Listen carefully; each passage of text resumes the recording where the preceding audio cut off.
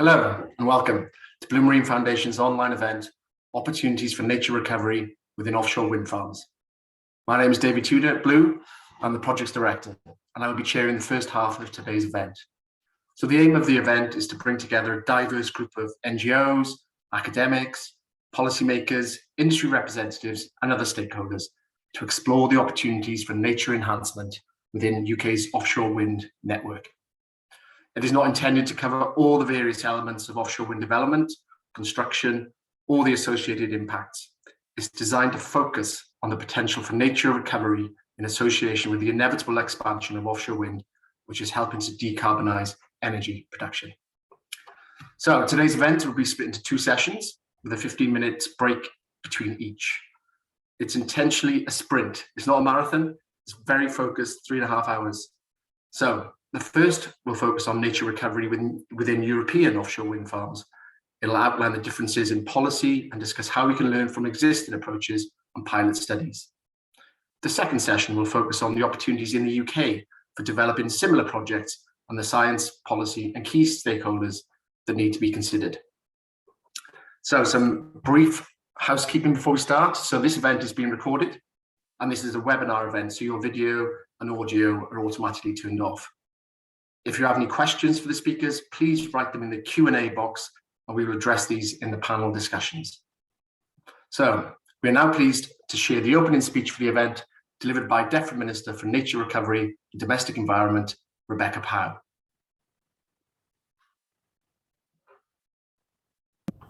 Hello everybody, and thank you for inviting me to speak at this event. And I'm sorry that I can't attend in person.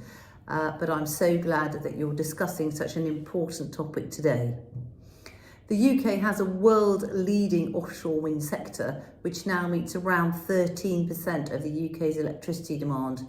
And as you know, the government has ambitious plans to increase capacity even further to 40 gigawatts by 2030.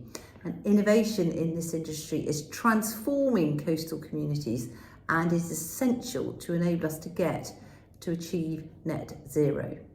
Alongside our commitments to tackle climate change, we have also pledged to leave our environment in a better state than we found it. That includes our precious marine environment. As an island nation, we're surrounded by some of the most beautiful and diverse coastal and marine habitats on Earth. For instance, off the coast of Norfolk, we have what is believed to be the largest chalk reef in Europe. And on the south coast, rich seagrass meadows in Studland Bay, which are home to the long-snouted seahorse. Offshore wind is crucial in our efforts to tackle climate change, and we know that climate change is a threat to our oceans. Similarly, there is a growing body of evidence around blue carbon, and we are very interested in trying to harness the power of the ocean to sequester carbon. So, delivering offshore wind and ocean recovery are closely connected. We brought this to the fore internationally as the president of the UN Climate Summit at COP26. Offshore wind, like any infrastructure, must be built in a sustainable way. And we have put in place many measures on land and sea to enable sustainable development, and offshore wind is no exception. However, there are some unique challenges that we've been working closely to address. Firstly, although not unique to offshore wind specifically, infrastructure in the marine environment generally is more complicated than on land. We know far less about the ocean than we do about our terrestrial environment, but we're working hard to close that gap. This has been made even clearer to me recently as we work to develop an approach to marine net gain. As the Minister overseeing biodiversity net gain on land, I can't help but compare the two and see the complexities and challenges of the marine space. Firstly, the marine environment is harder to monitor and recovery is more complex to deliver. We will shortly be consulting on our marine net gain proposals, followed by a proof of concepts programme working closely with industry, and we remain grateful for expert input to help get the policy right. Secondly, This government's ambitious net zero commitments are rightly driving my colleagues in the Department of Business, Energy and Industrial Strategy to deliver against some demanding timeframes to build the renewable energy infrastructure fast, but also properly. So we're against the clock to deliver it and deliver it sustainably. There is the potential for the perfect to be the enemy of the good, which is linked to the first point, in that we are rapidly expanding our evidence base, but I'm clear that we must work with industry and marine scientists to find quick solutions where we can, so we can maintain our pace and, where needed, modify and adapt our approach over the long term. In all of this, we must work in partnerships with those who have the experience and the expertise outside of government to deliver the best solutions, which is what makes forums and events like this so crucial.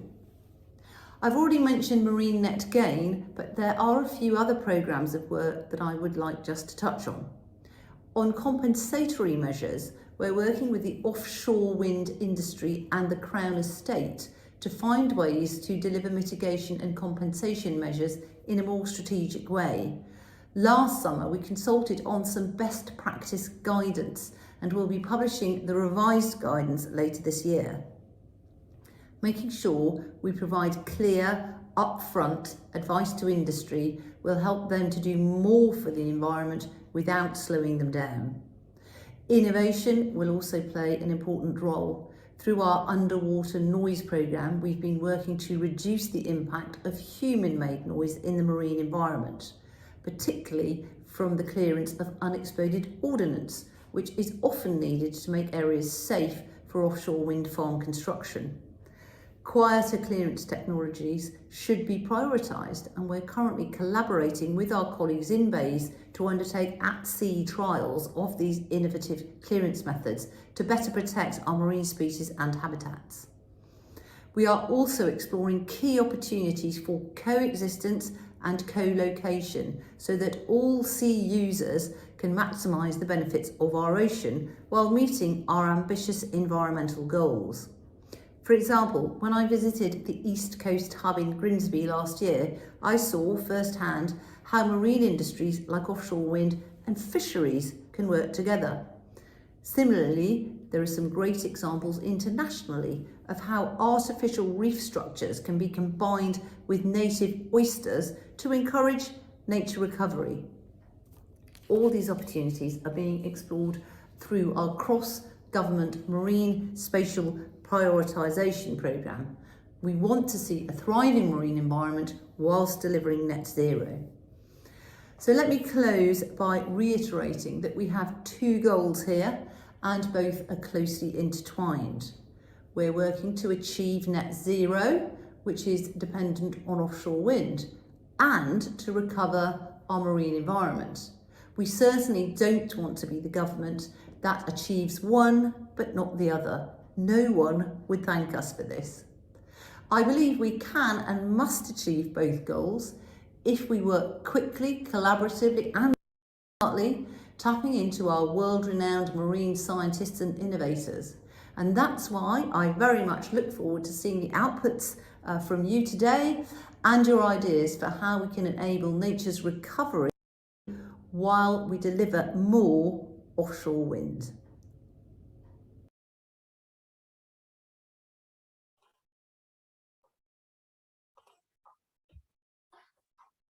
Thank you, Minister Powell, for that message. We're now going to move to the first session of this webinar, where we'll focus on case studies and examples from Europe. There'll be a panel discussion at the end of this session with all our speakers. So if you've got any questions, write these in the Q&A box and we'll tackle as many as we can later on today. So now we'll move on to the first speaker of today's event, Learning from Europe. So to kickstart this session, we'll hear from Hans Nieuwenhuis from the Ministry of Infrastructure and Water Management for the Netherlands, who will be exploring a Dutch policy approach to nature and offshore wind. Over to you, Hans. Good morning, everybody. I think I'm visible now. Good morning, everybody, and thank you for this opportunity to share some of our experience on the other side of the pond of trying to combine both nature enhancement and offshore wind development, as was so eloquently put by the minister, two objectives that we both would like to achieve simultaneously. I have a presentation prepared, actually Lodewijk, who's in the call, prepared it for me, which is in two parts. First, I will take you through the background of the Dutch approach towards maritime spatial planning, and in particular with a focus of our current spatial plan, which will be concluded next month, because it sets aside quite a large section of the Dutch EEZ for wind park development. I will explain how that was done before I arrive at the second bit of the presentation, which is your key focus today, about nature enhancement within offshore wind parks. Let me first then start, I'm showing my hand to go to the next slide, with a few policy considerations that are a starting point for us. No need to dwell very long on this slide, but we have a few starting points that we try to, of course, implement in our maritime spatial planning process. It is a politically guided process, which seems an open door, but still it's important to stress that we have to, as a government, set out clear objectives. And within the bounds of those objectives, we've engaged in a very intensive manner with stakeholders on an equal footing in terms of access to data and information and knowledge, and as equal partners in a co-creative process to arrive at a spatial plan. But it starts out with the political guidance of the key objectives to be achieved. I will indicate what they are in a minute. The second major starting point is something that we haven't been able to fully deliver on, because we've made a maritime spatial plan for the Netherlands, and we've done so in close consultation with our neighboring countries in accordance with EU law. But that's quite still distinct from the true perspective we would like to take on some of these things, which is the perspective of the functional large marine ecosystem, of which our part of the North Sea is only a smaller component, and that's the greater North Sea. We certainly have ambitions to come to some sort of planning process that seems to be more integrated. We do have a lot of sectoral cooperations with regard to the energy transition, with regard to protected area management, with regard to shipping, but a truly integrated perspective on what's happening in the greater North Sea basin is I think, a very important next step that we want to set ourselves to. I will potentially talk to that later. And lastly, obviously, our maritime spatial planning process is enshrined in the international cooperation structures that we have. So first, on this slide, I've indicated the five main objectives that we try to achieve. Minister Pauw just alluded to the first two that are also on equal footing for the UK. It's the marine environment, which has to be in a good status. For us, it's linked very much to EU law. But from the words from the minister, I understand it's no different in the UK. If we want a clean, healthy, biodiverse, resilient, productive, and sustainably used sea, in balance with an energy transition that is currently very much focused on the deployment of offshore wind. But of course, down the road, we will see many other uses, potential uses at sea that help this energy transition, be it solar, be it hydrogen production at sea. There's many other developments down the line, but first focus on wind development offshore. But we've also indicated a third major transition that we want to address simultaneously with the first two, and that's the food transition. The reality, the new spatial reality at sea, is such that for the original spatial use that fishermen, the wild catch fishery sector, has on the sea, it has to come to grips with the new spatial reality of there being much less space for the traditional way of fishing, which was simply to go after the fish wherever it was. There's going to be much more spatial constraints on where the sector can operate. And that means that we have to realize that means perhaps restructuring the sector, it means innovating the sector, it means perhaps developing all new fishing métiers altogether, or to focus on more passive fishing or mariculture, for example. So that's definitely a third pillar of our approach, is to look at both the energy transition, the food transition, and let's say the nature enhancement, the nature recovery transition simultaneously. The fourth and the fifth objective may be a bit particularly relevant for the Dutch. Nevertheless, I want to mention them here as being a low-lying delta.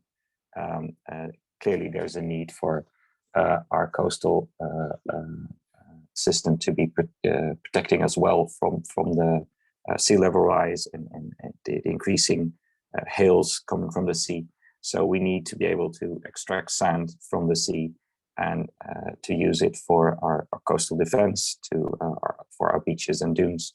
And lastly, not unique for the Netherlands, but particularly relevant for the Netherlands, is the very busy shipping lanes all throughout the southern North Sea are clearly critical for us in terms of smooth shipping, but of course it has to be safe and clean as well. So we've set out these 5 main objectives as government, and we engaged in the period between 2018 and 2020 in a North Sea Council roundtable, which was a roundtable chaired by an independent chair, where the government became one of the negotiating partners alongside many other stakeholders, including the shipping sector, the energy sector, be it traditional gas extraction or wind park developers, the fishing industry, the NGOs. We all got together and tried to flesh out an approach that would approach these 3 transitions simultaneously, knowing that the energy transition was clearly the new game in town, and it was driving all these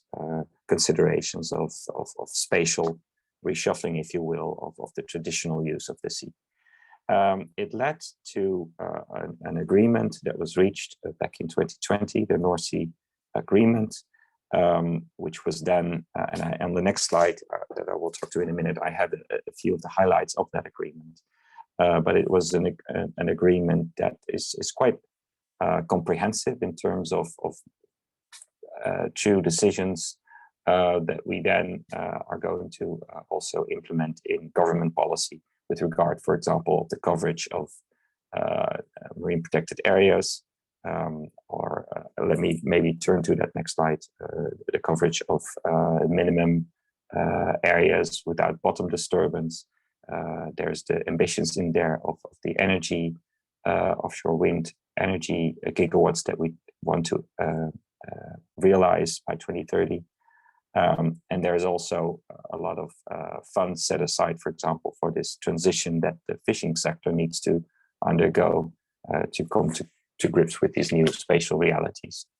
So those are funds for restructuring the fleet in terms of size and composition, but also for other innovation type of research. Financial means are available within this transition fund. And lastly, there's a big common research and monitoring program established once. It's called 55 million to help develop the knowledge base to find a balance between all these human uses of the sea within the bounds of the ecological carrying capacity. This was the agreement, and it was then subsequently translated basically all throughout last year to our new program, North Sea program, which will be adopted next month by our cabinet. A key feature of it is a spatial plan for our sector of the North Sea, of which you see the summary map here. The green areas are the nature protection areas, but I think particularly we will focus today on the reddish areas, and I think I will call them salmon pink. The salmon pink areas are the new designated areas for wind park development. So a month from now, these will be the officially designated areas where in a lot of subsequent steps, wind parks can be developed. Next slide, please. Oh, sorry. There's a bit more detailed map here. And you can see there the light green, those have been indicated as potential wind park search areas for our next round, for our next spatial plan. I will leave that for now and focus on the salmon pink areas.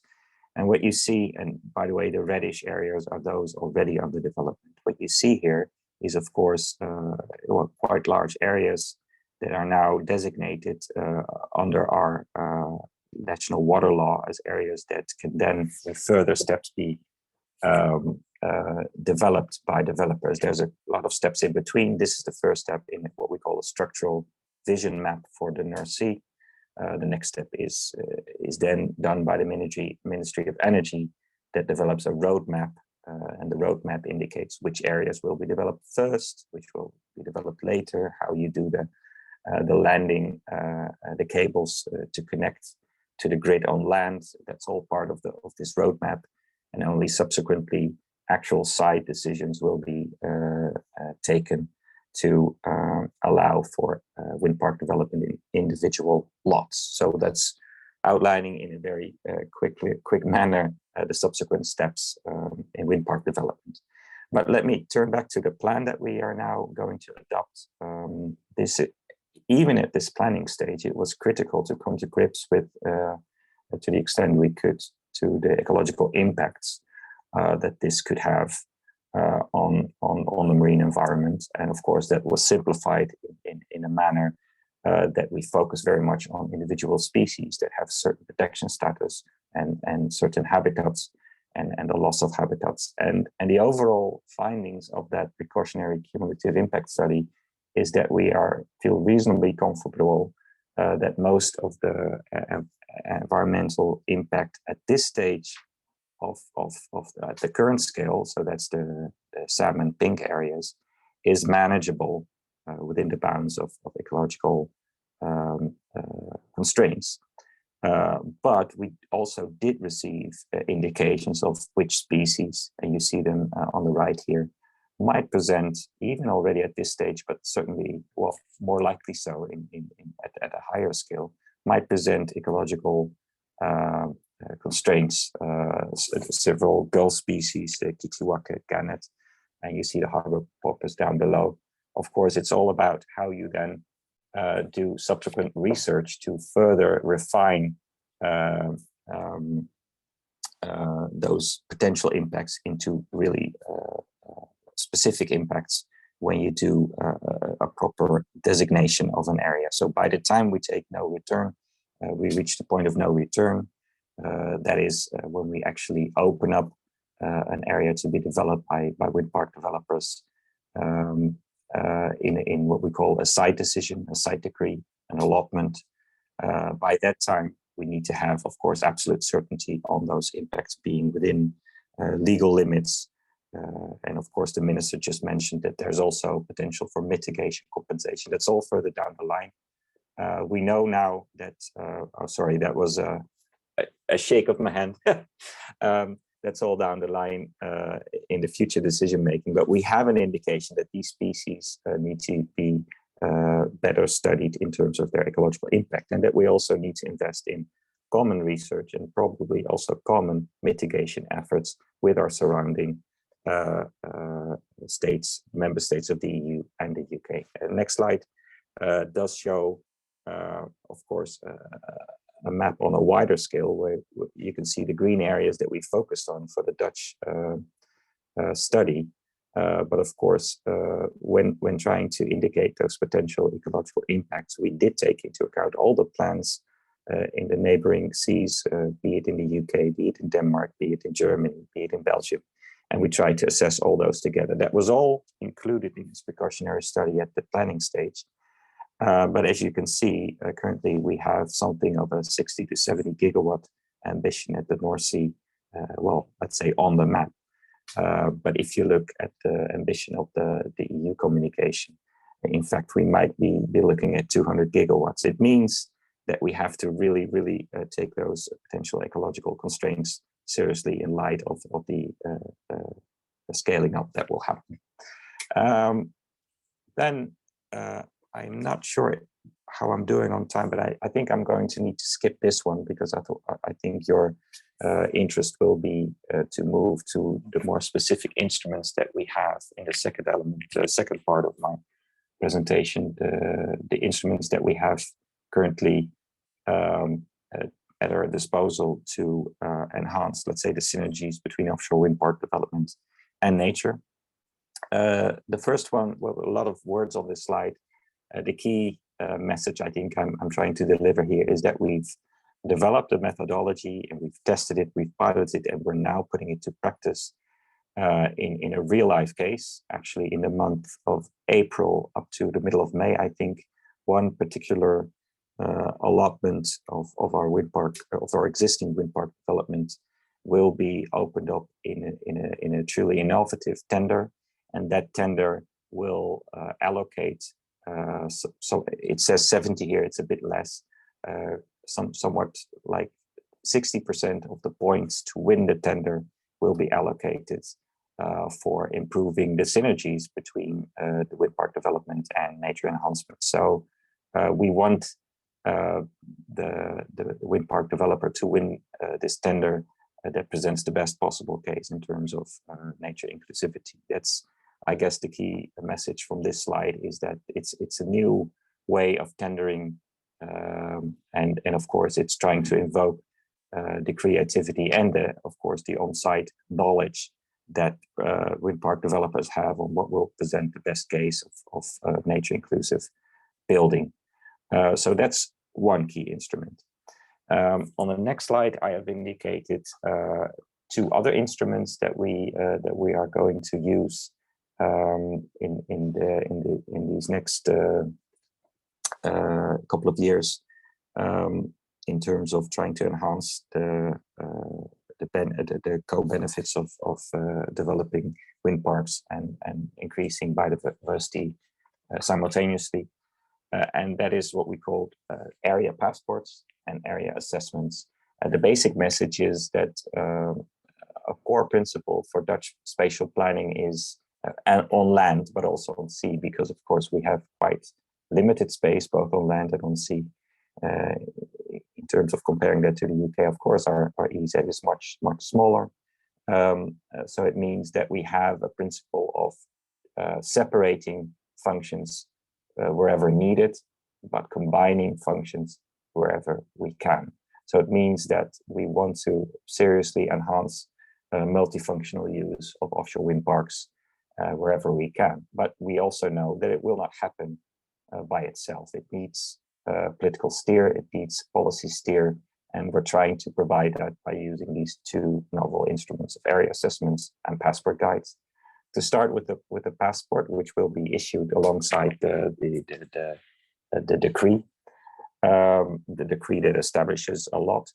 The passport indicates from the side of the government where we think the preferential co-use, what has priority. So we can indicate for a certain lot that we want parts or all of it to have as a primary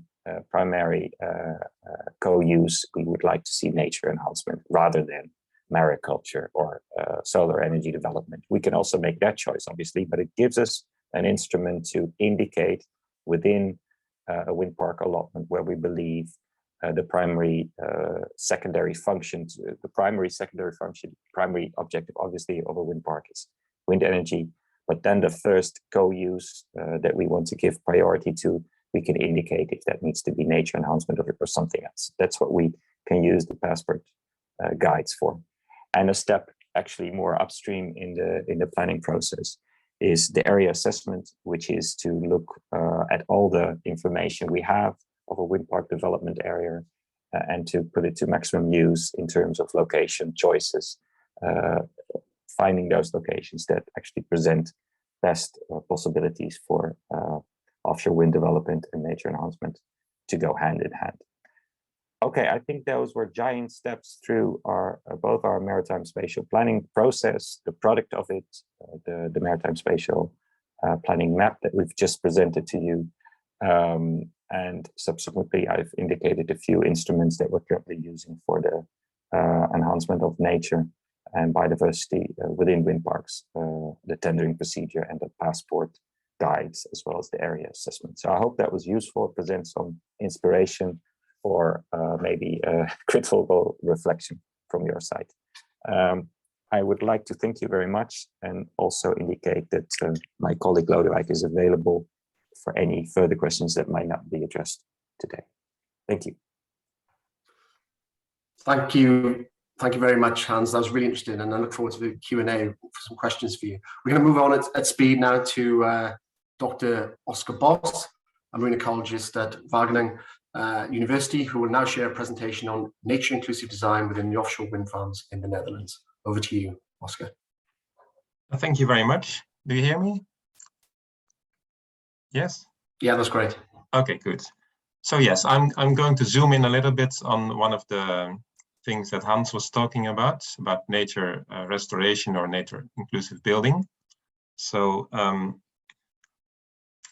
here's an overview of a little bit zoomed in compared to the map Hans showed of the offshore wind farms and the development for the next year. So until 2030, there will be about 11 gigawatts developed. And as Hans just explained to you, ecology becomes very important. And he also already talked about this wind farm, Hollandse Kust West, for which the bids will open, the tender will be opened in April, and that there is a lot of attention for ecology there. So one way to focus on ecology is by looking at mitigation. So how can you prevent victims? But I will look at the second thing about how to stimulate nature or enhance nature in these parks.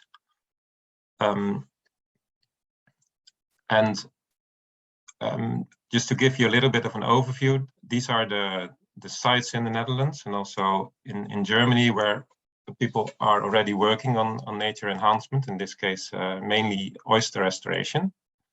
But there's also other species that we focus on, and it's mainly the species that are threatened or that are listed in Natura 2000, etc. So the native oysters are very important because they used to be there in the North Sea and they have disappeared, and we want to have them back. Cod is a fish species that has really declined. It's an OSPAR listed species. In the Dutch marine strategy, under the Marine Strategy Framework Directive, we would like to restore the populations of sharks and rays because they are slow growing, slowly reproducing fish species. And we also focus a little bit on the opportunities for crabs and lobsters. So what we did about 2 years ago or 3 years ago for the ministry was that we developed a kind of catalog of ideas how you could stimulate nature within offshore wind farms. It's called nature inclusive design options. And as you can see in the picture, we can focus on the area around the piles of the windmills. So there's a layer of scour protection, which are kind of larger stones. In a standard way, they're very small stones, and there's not a lot of nature that can use it. But if you would increase the spaces between the stones, make them larger, create some hiding spaces, then in a way you could maybe increase the number of prey, the number of predators, etc. So that's one way. Within a wind farm, you also have cable crossings. So that's the area where two cables cross, and on top of that, usually a layer of scour protection or concrete or something else is put. So you could think of how to use that area specifically to enhance nature. And you could also use some kind of artificial reefs, maybe on the transformation systems, on the jackets of these systems. And then we looked at, within this publication, the guide, we looked at these OSPAR species, so the cod and the oyster. And also we paid some attention to commercial species, because if you would create a lot of, say, lobsters, because you have a habitat for them, you could maybe think of harvesting them later on. So that's our guide. So if we now look at the first thing, at the scour protection. So what you can do is you can, this is by the way, this is a picture made by De Graar and others. Those are about how a typical wind farm looks like in the southern North Sea. So you would have a layer of mussels on top, close to the water. Then you have anemones a little bit lower down, with a lot of fish around them, and then on the scour protection you could have a lot of other species. And in a way, these mussels, for example, they provide food for the layers below, and then there's all kind of animals that can use that. So to increase this reef effect of such a system, you could use larger stones to create hiding spaces, for example, for cod. You can create a lot of extra surface so that small crabs and shrimp and other species can use that as a habitat and serve as food for higher levels. And in this way, you can create a larger reef. And there are a number of next slide, please. Thank you. Of course, there are already a number of wind farms, but it's really hard to, if you want to test something, to do that in an existing wind farm. So what we did with my colleagues of Bureau Waardenburg and some other institutes, we shipped some typical stones. This is a ship. You can see on the back there's crates with stones. We shipped them to the Dogger Bank last year with an expedition, a combined expedition of different projects, and we put those stones there. It's a kind of scour protection, but then without the wind farm, in different configurations.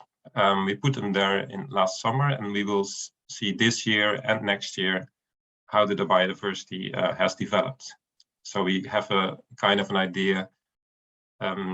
Yeah, if you apply this concept of larger stones and more hiding spaces and more habitats, if that really works or not, also further offshore. So that's an example of the scour protection. In the south of the Netherlands, there's electricity cable which will connect to a new park where they already use this concept of cable protection layers, which have, I think they have one normal protection layer and another one with stones with more calcium in it.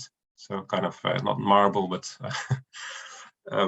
stones that are expected to attract more marine life, and that will be monitored in the next years. And also on this transformator station for this wind park, they put some fish cages or artificial reefs where juvenile fish can hide, and so people are going to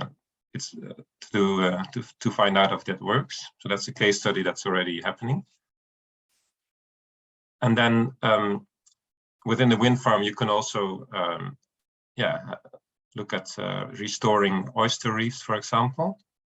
So just for the people who don't know, in the 19th century, this was the distribution map of the European flat oyster. And you see that's a large, it's about 20-30,000 square kilometers area close to the Netherlands where there used to be oysters. And they have disappeared because of overfishing and diseases. But as I showed you in the beginning, there are a number of initiatives to restore them. And offshore wind farms are really suitable for that because there's no fishing taking place. But there's also initiatives around some shipwrecks in a reef area without wind farms. So we have a number of projects going on, and in all of these projects we try to test whether the oysters survive, whether they reproduce. There's on the picture in the left you can see a spat collector, so you can test if the juvenile oysters will settle on the habitat. And we do that so mainly near shore, but in the future also more offshore. And the idea is that, of course, the wind farms are not all of them in the former distribution area of the oyster, but maybe they can serve as a kind of source for the oyster. And especially close to the German border in the right part of the map, that used to be the real distribution area of the oyster.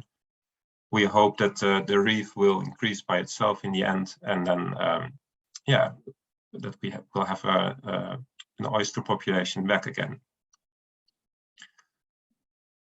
So what we then do, for example, oysters are placed in the wind farm, and since the source is a real problem, we have only a few oysters left in the Netherlands, and the ones that we have they have a disease. So either they are imported from other areas, or we try to grow them in a lab without the disease. And what we then do is we we place them in these areas, in the wind farms or in other areas, and then we measure the growth and survival, the reproduction. And what you see in the pictures here is that we go to the site and we sample the water from about 30 meters depth, close to the seafloor, with a pump. And then we filter 1,000 liters of water, and then we count the number of larvae in there. So that way we can assess whether the oyster pilots are successful or not.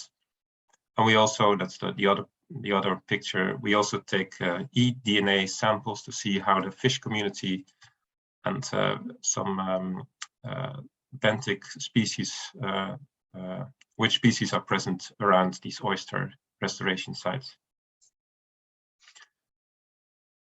And the kind of monitoring techniques we use are the ones you can see on the pictures here.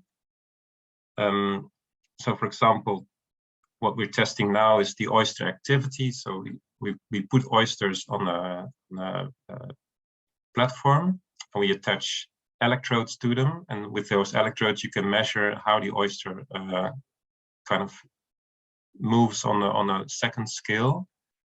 That means throughout the day, you can see how oysters react to the environment. You can see when they reproduce, if they're really active. You can see when they don't do anything. So in that way, you can kind of follow the oyster activity on a very accurate scale. And as I showed before, we sample eDNA. We look at the oyster reproduction.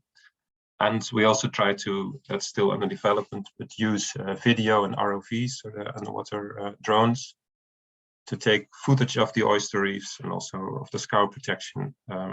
And later on, we want to analyze those with artificial intelligence. So we are already applying that technique, but it's not yet in the oyster restoration pilots. So that's about monitoring.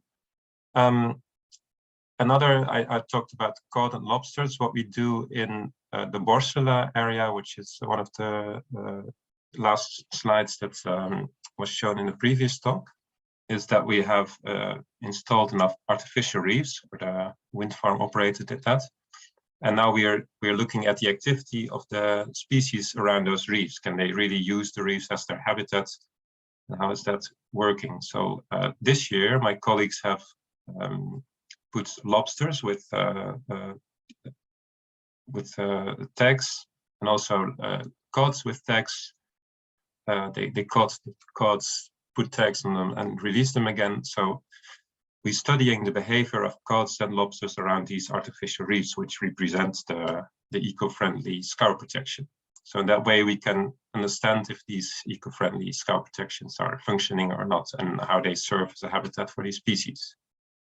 And sorry, I raised my hand too quickly. If you could back, yeah. So on the picture here, you see on the top left some research we did years ago, where you can see that these are the individual tagged fish, and you can see a daily pattern of how the fish use a certain reef. So now the next slide. So to conclude. So nature inclusive design or nature restoration is really important now, and as Hans explained, it's really a large part of the bid. So the wind farm operator really, I mean, I think there are a number of parties now competing for this wind farm, and they all have collected all the ecologists they could find around them to make a beautiful plan for this wind park. The focus is mainly on the species that are threatened and that are listed in different policy documents. And what is happening now is that some things have proven to function already. So we can apply that on a large scale, and there's a lot of ideas that we want to test. So we test those on a small scale, and maybe in the next wind park that can be rolled out on a larger scale. So that's more or less an overview of the developments in the Netherlands. And I think that was the last slide. Oh, okay, so some research, that really is the last slide. So we want, in terms of research, we would like to understand within this larger program that Hans already mentioned, the impact on the ecosystem of all these measures, also the cost and the benefits. Does it really, is it worth investing a lot of money in nature inclusive design options compared to what you get back for it? And we would like to understand which concepts fail and which are successful. And we have a structure of research funding to study these kind of problems. So it's not only the government that pays for it, but it's also the industry that works together with the government and the researchers to make this to make clear what is functioning and what is not. So I think that was the last slide, and I thank you for your attention. Great, that's really good. Thank you, Oscar, for that. Moving on swiftly, we now have Renata Oli and Elina Van Onsela, who are both marine ecologists at the Rich North Sea Initiative, and they will demonstrate examples of nature enhancement within offshore wind farms and discuss some of the existing pilot projects that they're working on. Over to you, Renata. Thank you, David. Yeah, so I'm Renata, and together with Elina, I will present you the Rich North Sea. And the Rich North Sea is a program initiated by the North Sea Foundation and Natuur en Milieu. It's a 5-year program funded by the postcode lottery. And yeah, so, but I first want to show you what most of our seabed is looking like in the Netherlands. And to put this a bit more scientifically, we have the next slide with where you can see that the Dutch continental shelf is mostly either sand or muddy sand. And that wasn't always the case, as Oscar already told you. In the map of Olsen, you can see that there were large oyster reefs present in the Dutch North Sea. Well, and knowing that we also have this massive upscaling of offshore wind, as Hans told you, of 2.5 gigawatts right now to 21.5 gigawatts around 2030. We need to make sure that nature is still able to survive and be healthy. And thinking about the upscaling even further, and also with international offshore wind farms, we see that the Rich North Sea is a good example of opportunities that wind farms can have for nature. And how we do this is we have offshore projects in wind farms to enhance nature. We try to combine as much as possible with science, as with Oscar's project, and as well with other, well, different kind of companies and partners. We have also COPON, which is our Dutch initiative for hatcheries, to get some Bonamia-free, healthy flat oysters. And we are hiring a plot of the offshore test site. We will highlight this later. And of course, we do communication, and all this ends up in our online toolbox. It will be, yeah, like a blueprint for offshore wind farm developers to enhance nature in their wind farm. And in the end, our goal is to get nature enhancement in offshore wind farms as the new standard. So I will give an overview of our main projects and then highlight a few of those. This is the location of all our projects. You can see it's quite nicely spread. You can also see the Hollandse Kust West tender, which Hans already mentioned. And Erwin already put in the chat that we are giving a webinar about this next week. So yeah, I will give a highlight on what is, well, the idea of all our projects in a nutshell. Gemini is the one that was on the top. So it was the area where large oyster reefs were present in the past. And in this area, we tried to create 5 hectares of flat oyster reef using both adults and spat oysters. Then we have Oyster, which is in the Borsely wind farm area, where we try to research cod and lobsters. And blowin as well in the Borsely wind farm area, where we installed 2,400 flat oysters on the scar protection. We have a project in Hollandse Kust Zuid, or from Vattenfall, but it's at the moment it's under a non-disclosure agreement. So stay tuned in the coming month, probably have a look at our website or social media for that. And another project is Eneco, which was one of our first projects, and we're still monitoring the oyster larvae from this previous pilot, and are planning to install new oyster cages on the scour protection this year. Then we're hiring a plot on the offshore test site where we're testing artificial reefs, cages, and also techniques like for monitoring outside a wind farm, which makes it way more easy than within a wind farm. And I already told you about the oyster hatchery. It's actually we're working together with 6 other institutes, companies, and other research parties to create this sustainable and reliable supply chain. And we're joining all other kinds of scientific projects and working towards our toolbox. So to have a view of how does it look like, well, you can see the squid. It was caught on camera with the ROV on top of it, on the picture above it. We are testing stability of artificial structures. You can see it on the left bottom photo. We're testing materials in our hatchery to see if the oyster actually attached to the material. We're putting oysters and shells in the water, of course, and many more. So I will now give a short highlight on our blowin project, and then Elina will take over.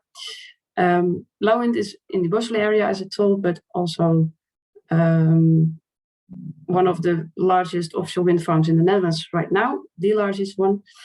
We outplaced 2,400 European flat oysters released. So they were released in October on the scour protection, which was a new idea, and it worked out very fine until now. We went back in July last year, and we found a very high survival of the oysters, over 96%.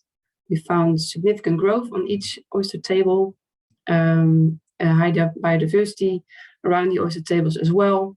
We monitored with an ROV and also with environmental DNA. And these methods are very complementary to each other. And also what is nice to see is that we found this Maya plagiodactyla. It's a type of spider crab that wasn't reported in the Netherlands for over 50 years. So it gives a nice indication that this crab could use the wind farms as a nice habitat. Elina, your turn. Thank you, Renate. I will just shortly introduce myself. I'm also a marine ecologist like Renate for the North Sea program, for the Rich North Sea program. And I'm involved in several of its projects. And I will give you a little bit of an insight into our projects and the things that we learned so far. A bit of a disclaimer I do have to give you is that our program is about halfway right now. So the results we do have are preliminary. But however, we have learned a lot on the way, so I will try to give you some highlights of our journey so far. It's a lot of information in a very short time, so feel free to ask any questions later. Oh, no, actually not my hand, sorry. So this one, Oscar already mentioned. Here you see a project we're executing together with Wageningen Marine Research. So I will not go too far into it, but it's about tagging cod and lobster and monitoring their behavior to see how an artificial reef develops.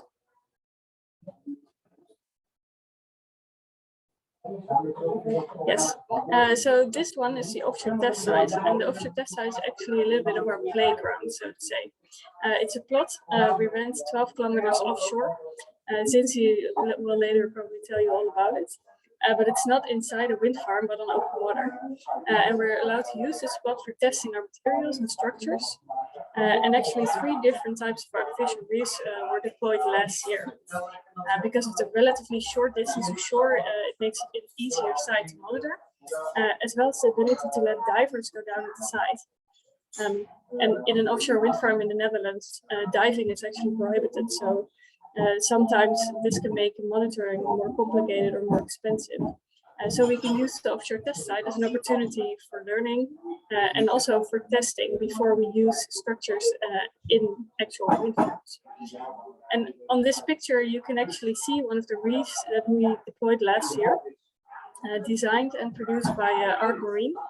And as you can see, during our first monitoring mission, there was already a lot of life developing on and around the structure.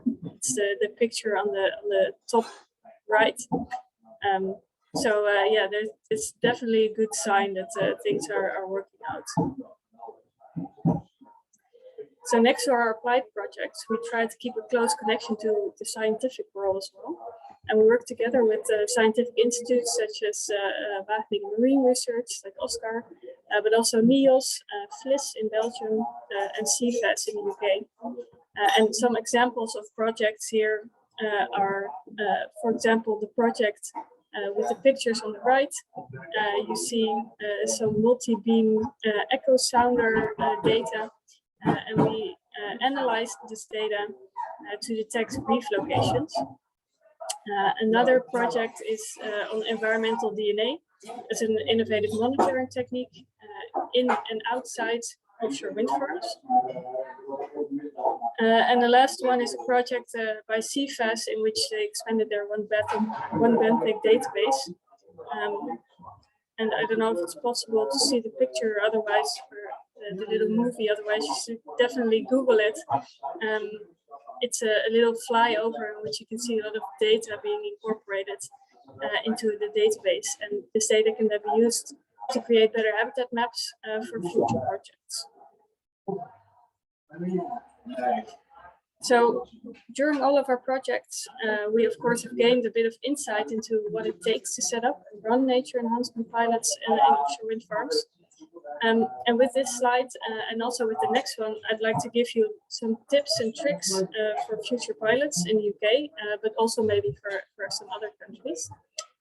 And some of these tips might feel a little bit like open doors, so to say, but they can also easily be forgotten. So I'm going to mention them anyways.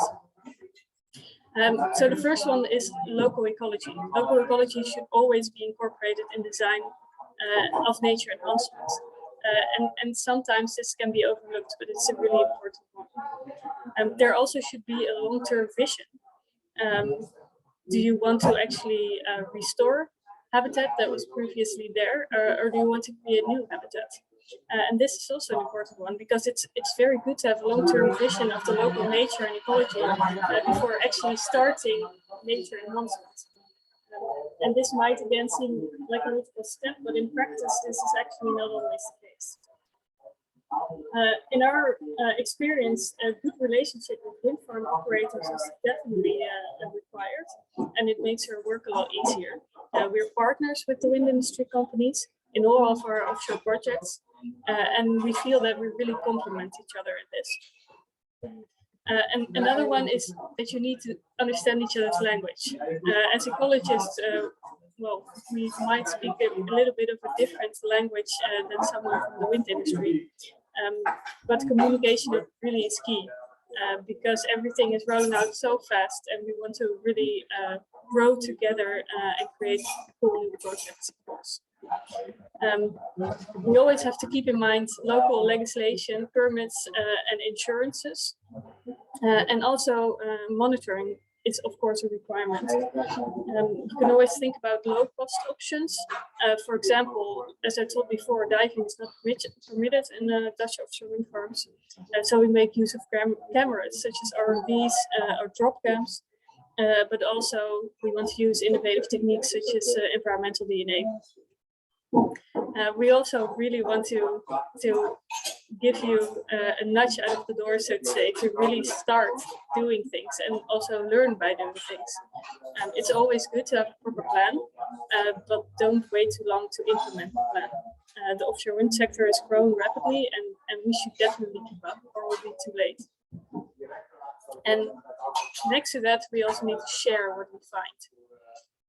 So international knowledge and data sharing is really necessary because, of course, the North Sea doesn't end at our country's borders, and ecology will always be cross-border. And then the last point on this slide is the potential for scale-up, because we have to create projects which have the opportunity for growing and for upscaling as the wind energy sector is also growing. And standardization can make this a little bit more easier. Also monitoring, standardized monitoring and implementation can make it a little bit cheaper as well. For the rich North Sea, we really want nature enhancement to be the standard in offshore wind farms. So we need to influence policy framework. The other way around, our projects are also influenced by the policy framework. And it can sometimes hinder our projects, for example, by prohibiting the placement of extra structures such as artificial reefs, or maybe prohibiting certain types of monitoring such as diving. We would like to use locally farmed oysters, for example, but certification can make it difficult. So for now, for example, we're forced to use foreign material. Another example is decommissioning. Decommissioning requirements can make installation a lot more expensive and difficult. So we should really try to think of innovative designs and ways to influence policy. On the other hand, we also keep on lobbying, of course, to reach our goal of nature enhancement in all offshore wind farms. So as Hans already told you, there's a new tender out, which is very ecology focused. And this offers the opportunity to really implement nature enhancement on a large scale. Also mentioned before, but I'm going to mention it again. We're organizing a webinar next week to inform anyone who's interested in opportunity for nature in this new tender for Hollandse Kustwest. So if you're interested in that, please subscribe to the webinar. And I think I rushed through it, so I can really understand if there's questions later. So feel free to put all your questions in the chat or the Q&A, and we'll definitely get back to you on that. So thank you very much for your attention. Thank you, Renata and Elina. I'll now introduce the final speaker in this session, Zinzi Reinhardt, the manager of the offshore test site at North Sea Farmers. So he's going to provide additional examples of existing multi-use projects in offshore wind farms. And just a reminder, everybody, we'll be moving into the panel discussion after, so please continue to write your questions into the Q&A for our speakers. Thank you. Over to Zinzi. Thank you, David. And I will definitely join the webinar Elina was talking about, really interesting. So yes, I'm working at the North Sea Farmers, and we are a membership-based foundation for the seaweed sector. And we try to work towards sustainable development with seaweed, but not on our own. We are a community of about 100 members, so we're really doing it together. And you might ask, like, why seaweed? And Hans told you already a little bit about it. So it's one of the objectives of the North Sea policy, number 3, the food transition. So seaweed is really great, as you don't need space on land, you don't need fresh water. There are tons of applications like food, feed, replacing plastic as packaged material, medicines, and I can continue for a long time like this. But one interesting one to talk about today is the co-use of space at the ocean. So really using the space in between the offshore wind farms. So today I would like to discuss the opportunity of nature recovery wind farms with seaweed cultivation. And I will also explain a little bit more about what is going on in the Netherlands regarding multi-use in general. So, well, seaweed has huge potential, at least that's what I believe. But when you are cultivating sustainable, and it should be in a scalable way as well to really make impact. And therefore, we believe in offshore seaweed cultivation. So it can be really large scale. Well, you saw this map already before, and it's a map of the current and planned offshore wind farms. But it's also a map of the potential of multi-use of the offshore wind farms, including offshore seaweed cultivation. In the Netherlands, as was told, the government started opening up those wind farms for multi-use. And the first wind farm that is opened up for multi-use is Borssele. It's in the south, so you see it here, and it's actually connected to a Belgian offshore wind farm. Well, and this is a map of Borssele. So you see all the offshore windmills, but also the colored areas in between. And Hans told you already about it. So those are area passport guides. So what our government did is for this first wind farm, assign certain areas for certain types of multi-use. So you see, for example, in the top left, the green area, that's for nature development. As we saw already, a lot of examples for it. In the south part, the dark blue, you see passive fishery. So yeah, some type of fishery is possible, but it has to be like passive there. The yellow part, renewable energy. You can think about wave energy, but solar energy is also very great in the Netherlands. And the light blue one, the mariculture. That's the part where seaweed cultivation will be can be taken place. So at the moment, the wind farm itself, it's operational. But to be able to start multi-use in one of these areas, you need to apply for a permit. And I will tell a little bit more about that later on. But first, let's have a look at what offshore seaweed cultivation looks like. So here you see an artist impression of a seaweed farm in between the windmills. Seaweed is growing on ropes or nets connected to a floating structure on the top meters of the sea, the water column of the sea. So in the Netherlands, the depth is around 22 meters in the areas we are looking now, maybe a bit more to 30 to give a bit of an impression. And these floating structures are connected with anchors to the seabed. And as North Sea farmers, we really want to focus on making this development in a smart way by using the co-using the space in a sustainable way, scalable. So to make impact, it needs to be large scale and with a high quality. But I will go a bit deeper on in the nature inclusive farming part of the sustainable element. So what do you see here? This is a cross-section of one of the types of seaweed cultivation that can be used offshore at the moment. So on top you see a gray floating pipe, and on that pipe there is a net. It's now colored green, and there will be seaweed growing on a net. And on both sides you see the system is anchored with an eco anchor. Well, first go to the seaweed itself. So that it's really harsh at the moment to make really statements about the impact of seaweed farms on local biodiversity, as we just don't have large scale yet. But the expectation is that the effect will be positive. And in the Swedish part of the North Sea, it was already found that there was an effect of seaweed cultivation on the Benthic fauna in a positive way, having an attractive effect. So it can have like this positive effect for other animal species that use the seaweed as a shelter and nursery. And you can think of diversity of fish species and benthic species. And I'm not an ecologist, so I'm not going to dive into the specific types of fish and species. But I will tell you a bit more about the eco anchor. So that's the picture you see on the right. So these seaweed systems, as I told you, need to be anchored to the seabed.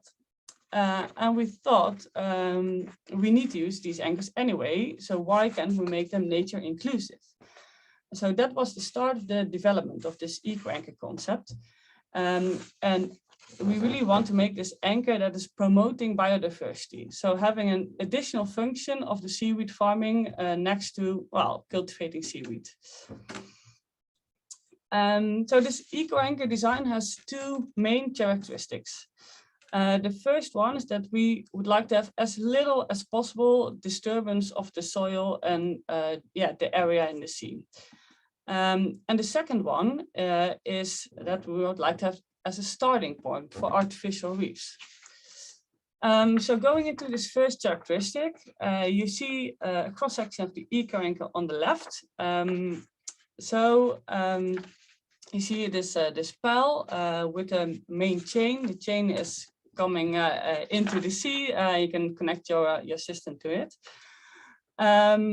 But looking at this first characteristic of having as little disturbance as possible, we designed it in such a way that the anchor has the same lifespan as the complete seaweed farm. So at the moment we foresee about 25 years. So you don't need to put anchors in it, decommission them again and put them in there again. No, they just stay there for the whole lifespan. And maybe they can even, well, still remain there after the seaweed farm is gone, but that's another discussion. And the other characteristic, so having it as a starting point for artificial reefs, is that we made the top of the design of the pile that is sticking out of the seabed as some kind of artificial reef. So creating habitat and shelter where local marine life can be more easily attached to, so that the anchors become really a part of the ecosystem. So a bit like the same like the offshore wind mills, where we have these artificial reefs around. But we didn't do it on our own. We did it also together with Eline and Renate of the Rich North Sea. So they really are testing these types of artificial reefs already, and they helped us thinking about how could this top look like. Well, you see a picture here, and at the moment we use shell material like oysters as well. In chicken wire, we use pear wood, all connected with hem rope. We have some floating cork, and there are holes in the pile, so the fish can also swim in between. But while we're not just only designing this, we are also building and installing it. And we did it actually last week. So we really believe in making impact with testing it, showing that it's possible. And I will tell a bit more about the offshore test site later on. That's the location where we installed 2 prototypes. Just after a week of heavy storms, we had some conditions for installing it before the storms are now coming up. And we installed those 2 eco anchors with a seaweed farm in between. And the installation is also done in a way that we don't want to disturb the sea life. So normally what is used is pile driving, but we used a methodology with vibrating the pile into the seabed. And to make sure, well, this can indeed be used in the future, we did calculations before together with the Technical University of Delft. And they also did noise measurements during the installation so that we really know what the noise levels are of installing such a farm. Well, we can say we're really happy about it.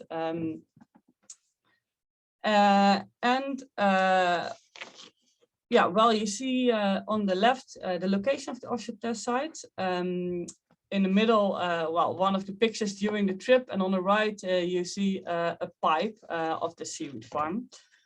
But I will first tell you a bit more about the offshore test site. So also the location where the Rich North Sea is testing. It's 12 kilometers out of the coast of The Hague. 6 square kilometers large, and it's used for all different types of multi-use. And the advantage is that we do have a permit already. You can dive there, and it has all the offshore conditions of the North Sea, but it's still quite close to the coast, so it's easy for operation and maintenance. And we are not the only one testing there. So here's a map of the, well, we call it 6 plots of all the pilots that are going on. So we have at the moment 3 seaweed cultivation pilots. There's a floating solar farm. There are the artificial reefs of the Rich North Sea. And there will also be wave energy installed. But better to show it with some pictures. So yeah, here you see 3 pictures of different seaweed cultivation systems with nets that just have been installed. And I hope I can show you some picture May of the harvest. But we're not just testing for the testing. We're testing towards this bigger impact with nature inclusive seaweed farms in offshore wind farms. So therefore, we started a consortium building the first offshore seaweed farm within Borselen. So again, you see the location of the wind farm Borselen with the colored map, with a green square of the location where we are now applying for a permit for a first offshore seaweed farm. And on the right, you see zoomed in again, a map of how the 40 seaweed systems could be placed into this farm. Well, it's 30 systems, 80 eco anchors. So when looking at the first eco anchor, you might think, well, it's really small for really restoring nature. This first farm is still really small, but it is already 80 eco anchors, so 80 possibilities of restoring nature. This is just a start. So I really hope this is going to be bigger. And well, Elina told you already a bit about it, but it's really important, and we agree with it as well, to monitor it, to learn from it, and to really improve as well. So we have a great future ahead of us with nature inclusive seaweed farming in the offshore wind farms.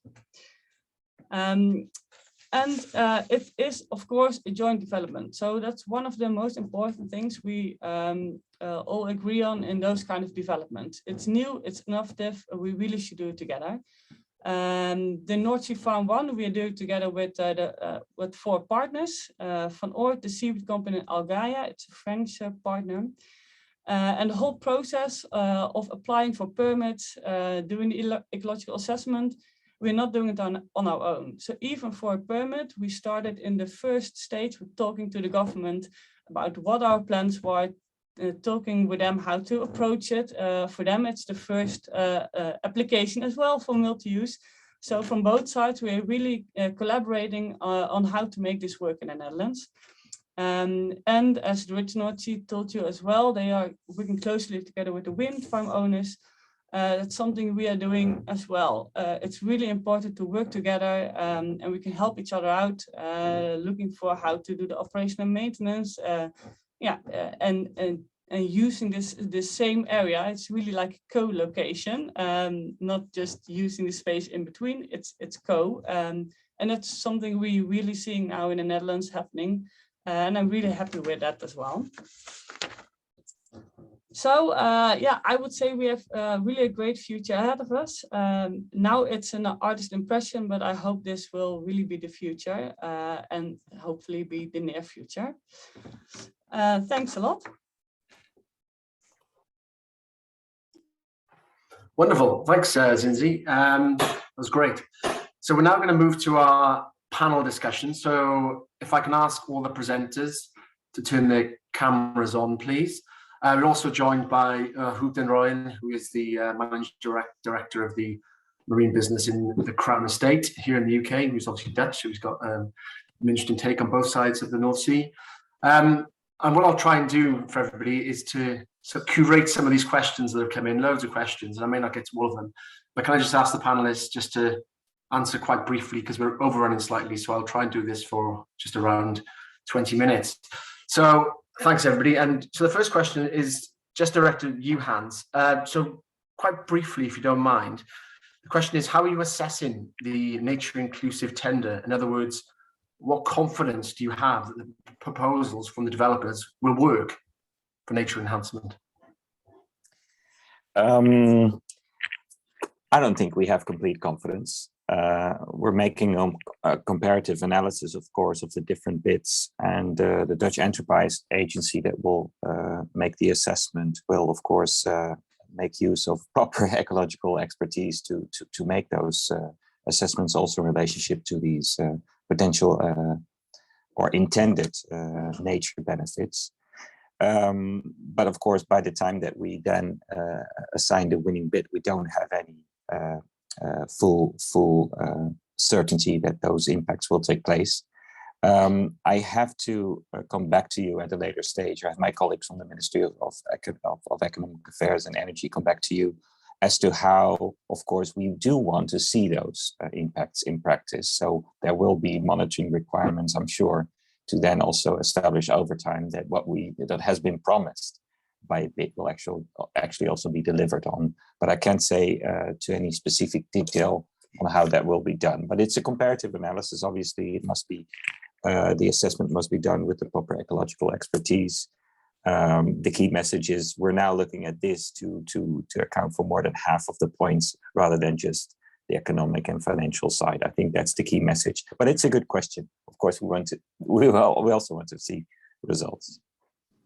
Great, thank you. Another question for you, and also probably for Oscar and others, really, is talking about fishing. So I guess what's the kind of thought process or reasoning behind excluding excluding fisheries from offshore wind farms? And then the follow-up question really for Oscar is, has the post-construction monitoring revealed changes to the seabed since trawling within wind farms has occurred? So I guess the question is, Hans, the thinking behind the exclusion of fisheries in offshore wind farms in your marine plans. Yeah, and I also noticed that there was, I think I'm on, right? That sounds on, yeah. There was also already an answer given by I think Heinz Sass on the particular nature of the Dutch fleet being mostly a bottom trawling fleet, presenting obviously challenges in relationship to cables and safety overall. That's a key consideration. The attracting nature of the fishing operation towards birds that feed on offal and of the catch also is a consideration. But it's not, you also saw Zinzi's slide with, of course, the Borsele case that actually allocates for passive fishing, the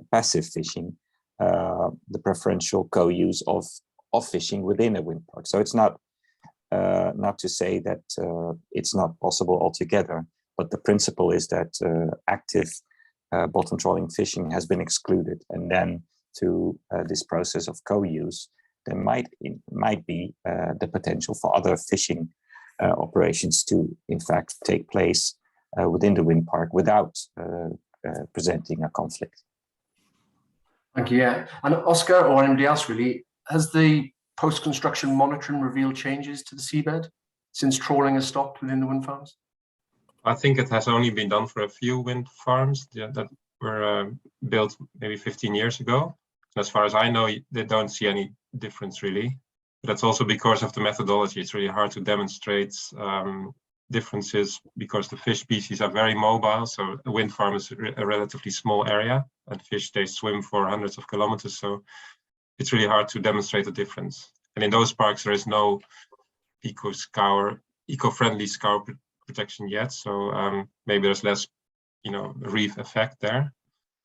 So you could expect that the wind farm would attract fish and generate a lot of extra fish, but I don't think we have demonstrated that yet, or be able to demonstrate. Thank you, Oscar. Just move, if anybody has anything to add, just raise your hand and I'll bring you in. A question for you, Hub. Welcome. I know you perhaps haven't seen all the presentations, but you've got a unique kind of position, really, having worked in the Netherlands and the UK for a number of years in offshore wind farms. I guess just to put you on the spot, as someone who's worked on both sides of the North Sea, what do you see as potentially the main element that either side could learn from each other when it comes to nature and wind farm development? Well, that's a really good question, David, and thank you. Is my audio okay? Can you hear me?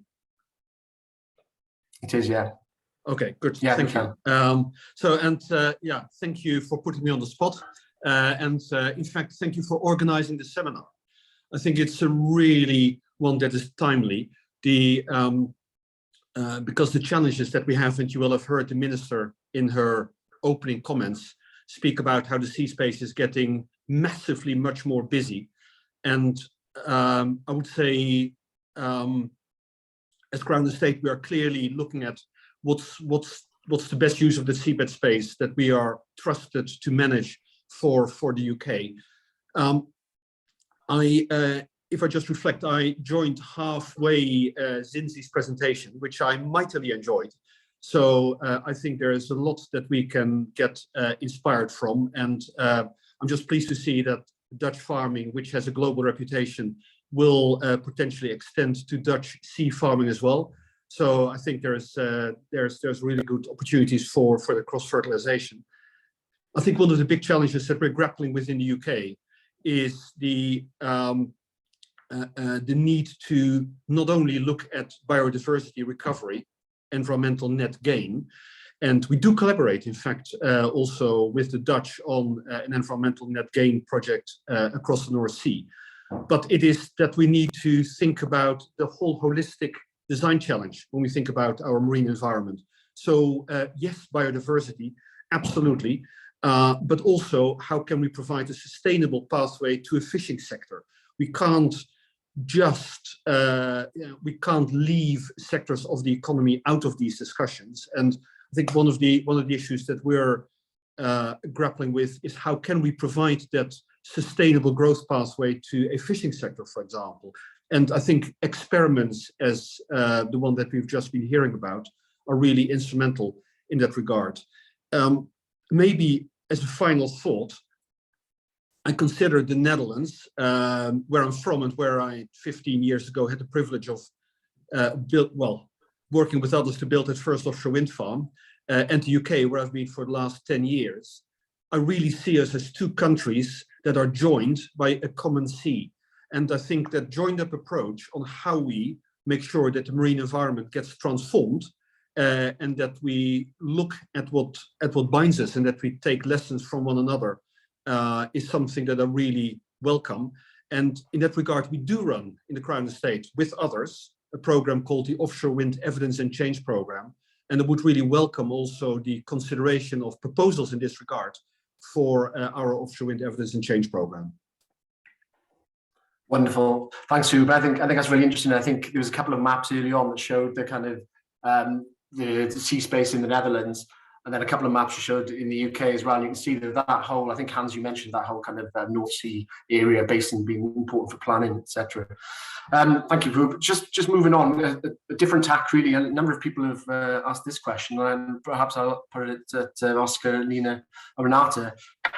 It says, are there any examples of nature-inclusive design that benefit marine mammals? Oscar. Shall I answer that? I know, I don't think there are yet, but I know there are some ideas, for example, that, for example, seals, they need a resting place.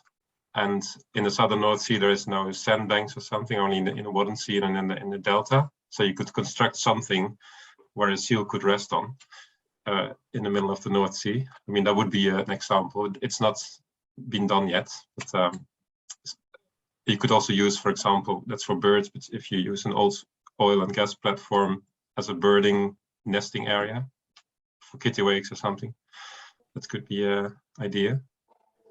Right. Thanks, Oscar. Alina, did you want to? Yeah, maybe I can add a little bit to that, because I think nature enhancement should also be seen as a whole.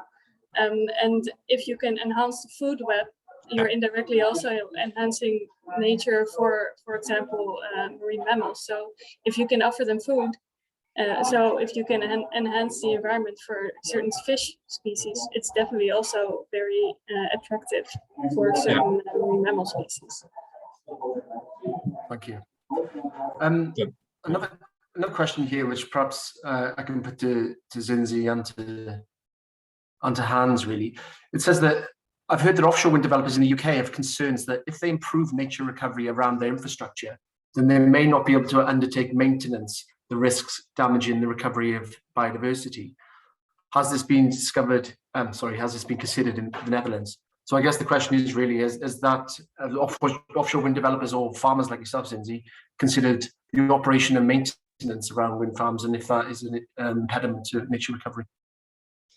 Yeah, I think it can be parallel to each other. So in the Netherlands, the first thing that's done for multi-use is that they draw lines around the wind farms and around the cables of areas where there cannot be multi-use.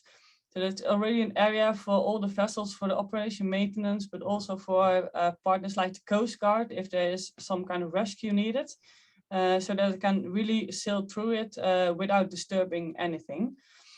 And looking at the seaweed farms, I saw a question, I think, related to it in the chat about harvesting and installing your new systems again. So we really think this part is really taking place on the top part of the sea column, trying to not disturb the nature restoration on the seabed. Of course, this is one part of nature recovery. So the mammals in the seabed or the birds, we really have to take care of them when doing these kind of operations. Looking to do it, for example, at daylight, so we don't need need any light in the night, which can attract birds and which can be turn out in a bad way. So it's really thinking about this whole approach and how to do it in a good way. But I think it's definitely possible and can really help each other. And it doesn't need to be a disturbance. Yeah. I think that there could be a potential. Oscar, do you want to? Yeah. So I was thinking more in terms of that's usually structures are cleaned of marine growth because of otherwise they, it's bad for them. So I guess that's what you're pointing to as well.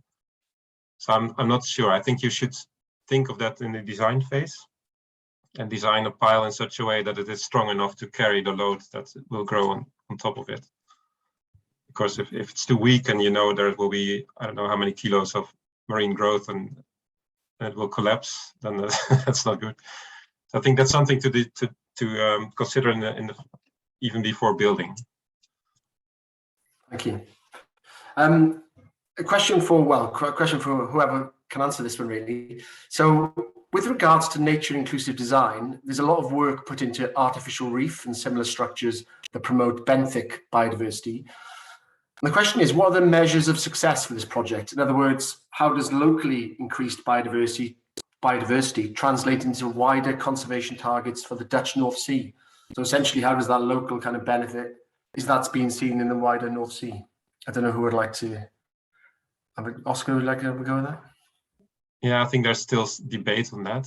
I can imagine that if you, for example, have a target for Natura 2000 to increase a certain species or a habitat, and you can, in a way, somehow contribute to this species population by offering habitat within a wind farm that's on a larger scale, it would contribute to the species, something like that.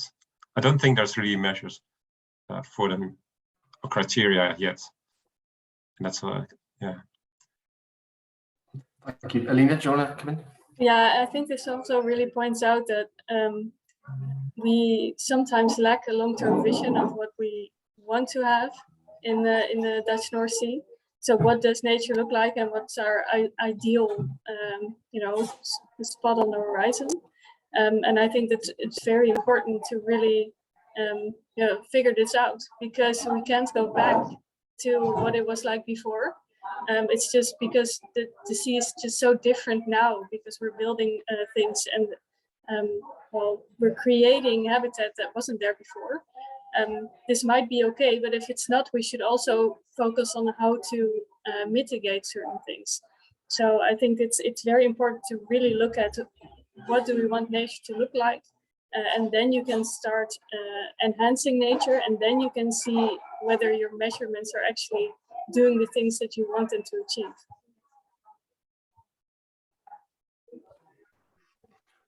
Thank you.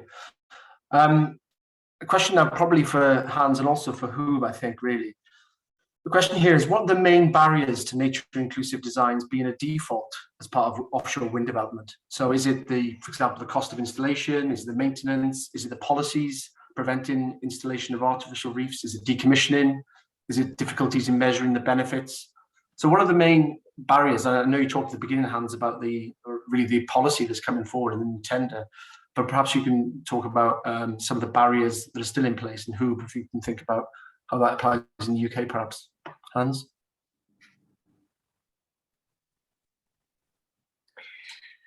Well, I'm not sure if I'm the best person to address that question in terms of what other barriers there might. I mean, there's many potential barriers. You've just mentioned all of them. I don't know which one stands apart as the most important one.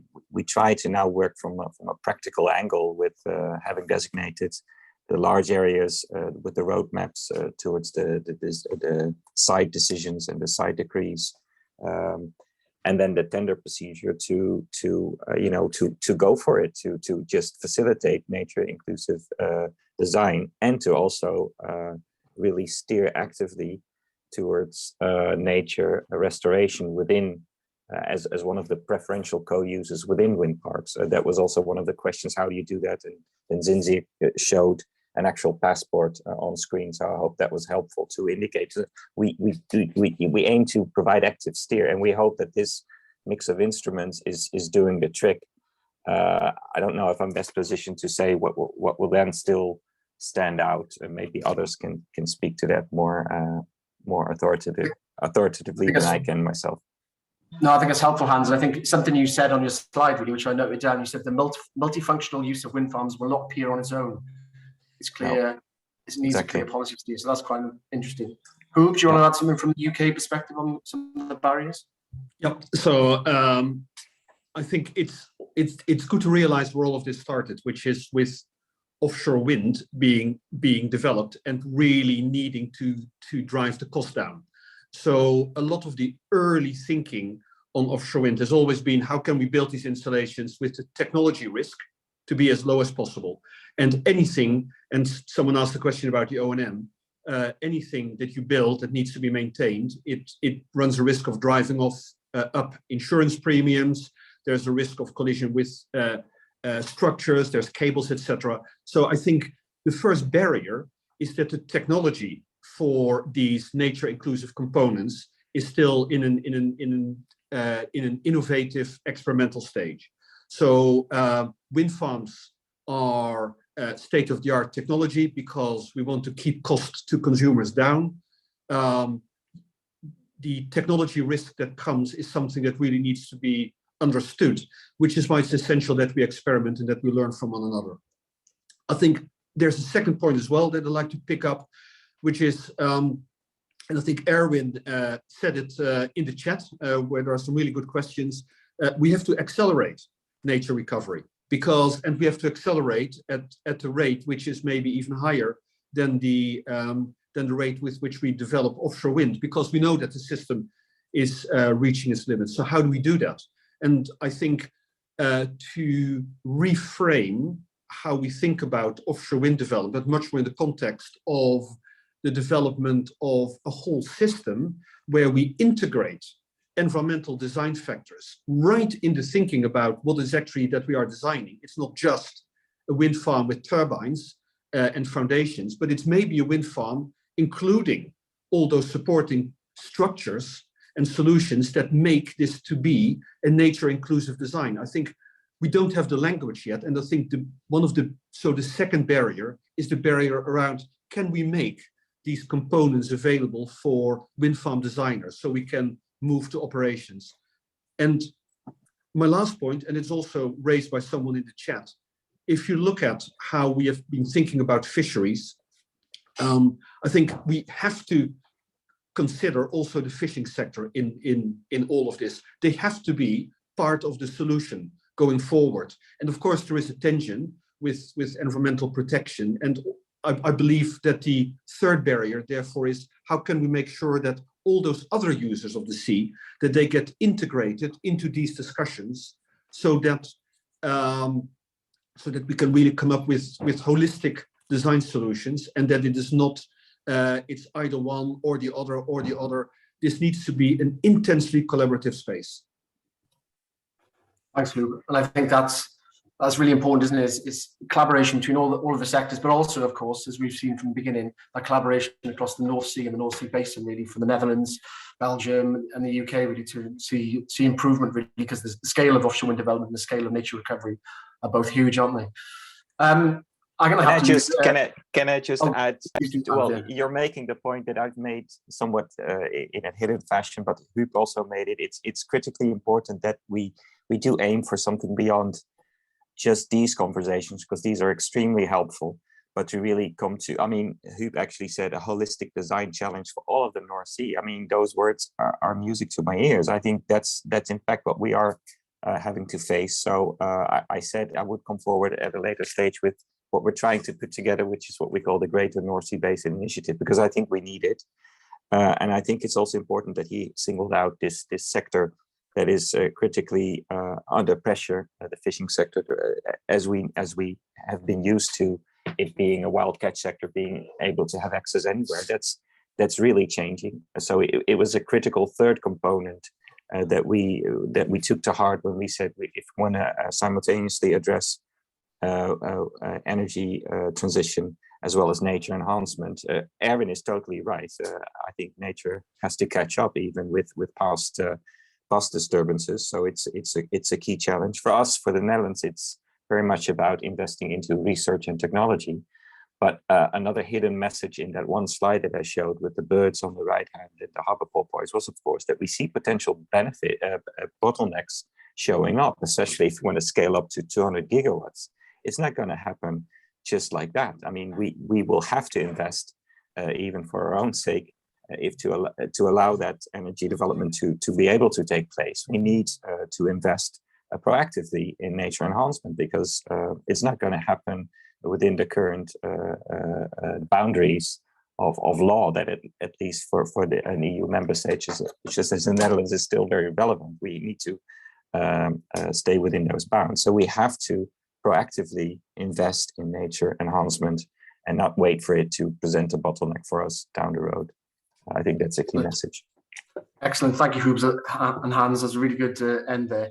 I'm really sorry, but I have to stop it there. There's loads of questions in the chat. As I said at the beginning, this is going to be recorded, and we're going to put out a report as well afterwards. But I just want to thank everybody in the audience for their questions. Thanks particularly to all the panelists for their insightful contributions. That wraps up the first session for today's event. We're now going to take a very short break, so you can grab a cup of coffee, go to the bathroom.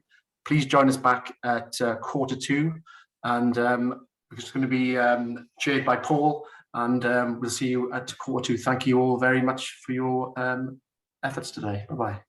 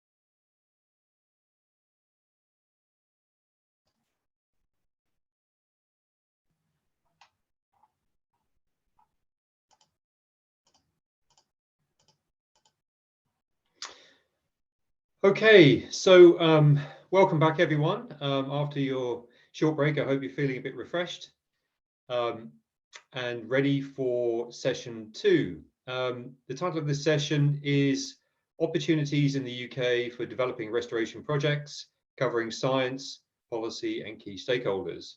My name is Paul Eastwood. I'm Senior Environment Manager for Offshore Wind at Iberdrola Renewables, and I'll be chairing the session this afternoon. We have a really fantastic lineup of speakers for you, 5 in total, and then afterwards we'll have some time for questions and answers, the same format as the session this morning. Just a couple of reminders: if you've got questions you'd like to pose to the speakers, please put them in the Q&A box.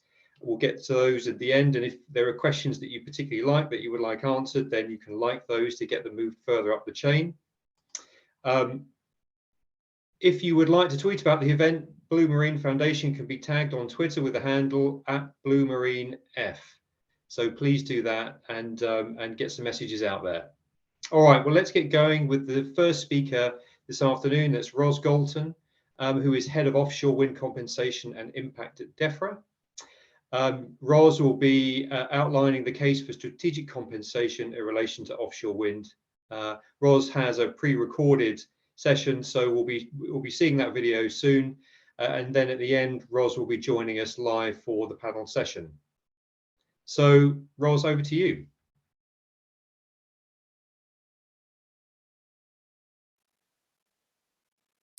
Hello, for those of you that don't know me, I am Ros Galton, and for the last 2.5 years I've been part of DEFRA's Offshore Wind Enabling Actions team.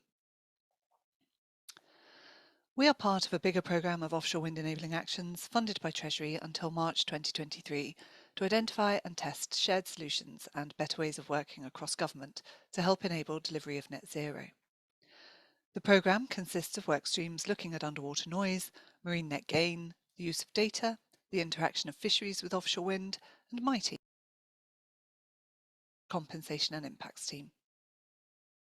We work closely with colleagues in BEIS and with stakeholders like the Crown Estate and Renewables UK to find ways to balance development to address climate change with the equally pressing need to help the marine environment recover.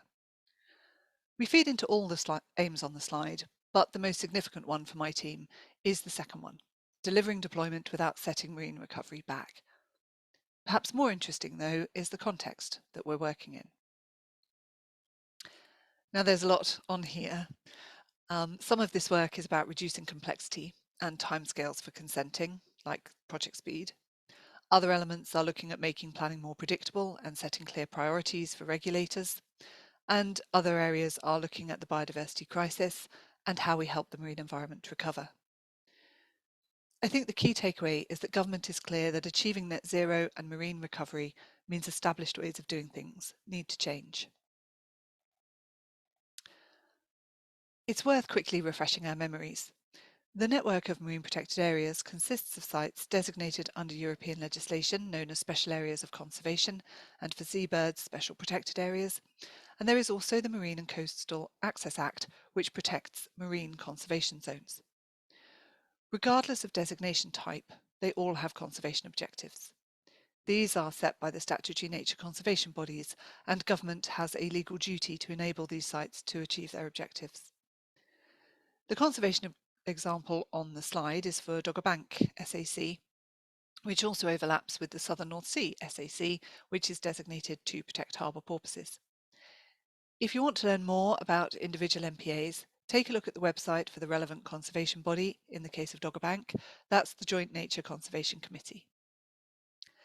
But really, when DEFRA thinks about marine protection, the type of designation doesn't matter. They are all intended to enable sites and protected features to return to or maintain favourable condition. I won't talk too much about how vital our marine environment is. We're all here because we know that reaching net zero and protecting the marine environment are two sides of the same coin.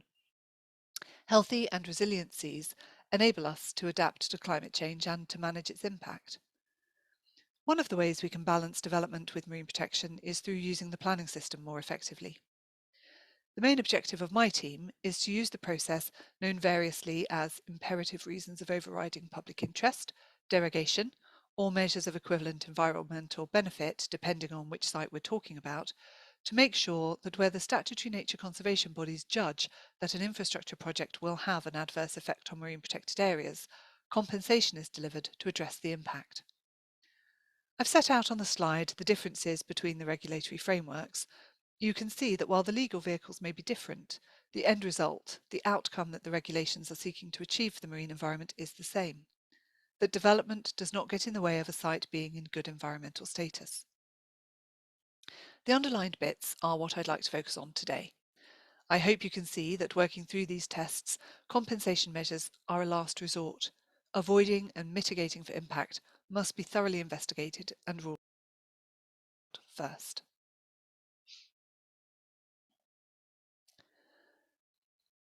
Compensation in this context is not financial, nor is it limited to offshore wind projects, although they are my focus today. Compensation is practical measures that mean the development does not hinder the site achieving its conservation objectives. I have provided the working definition my team used to identify compensation and some examples of compensation measures suggested for various offshore wind projects on this slide. I say suggested very purposefully here because although this approach has been used to good effect terrestrially, in the offshore this is still very novel. To date, we have had 3 developments, all offshore wind farms, which have been granted consent under IROPI terms.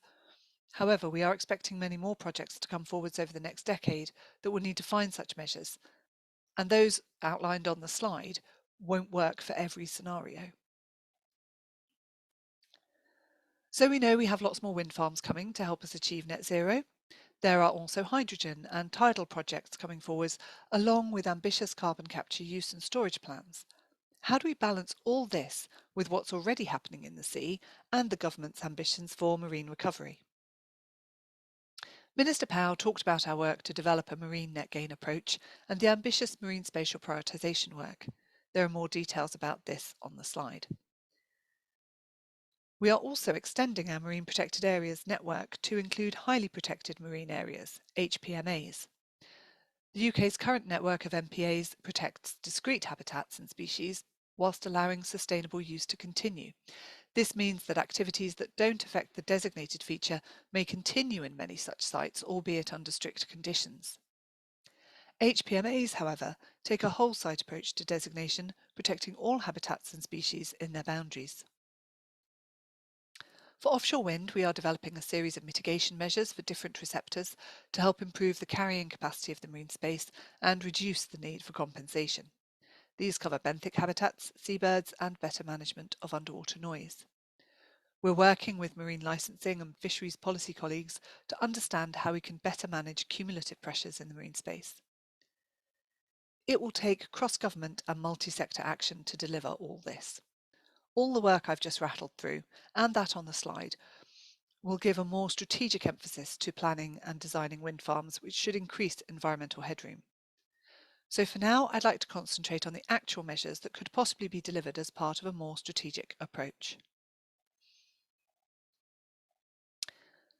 Over the last 6 months, marine regulators, advisors from the statutory nature conservation bodies, and policy teams like mine from across the UK administrations have met regularly to pool our expertise and draw up lists of potential compensation measures for benthic and ornithological features.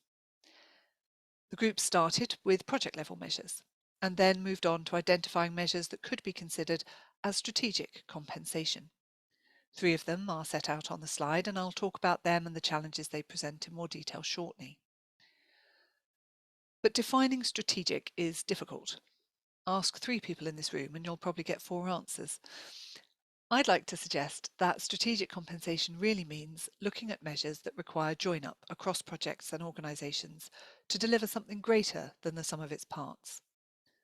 All the measures on the slide will require collaboration between government and across industry, marine industries. One final caveat. It's important we recognise strategic compensation is not a silver bullet. Some of these measures will be appropriate some of the time and for some projects, and they all challenge established ways of thinking. Now, I'm always warning that we need to have some very difficult conversations and explore options that are uncomfortable. I'm afraid that time has now come, And someone has to start the awkward conversation, so it might as well be me today.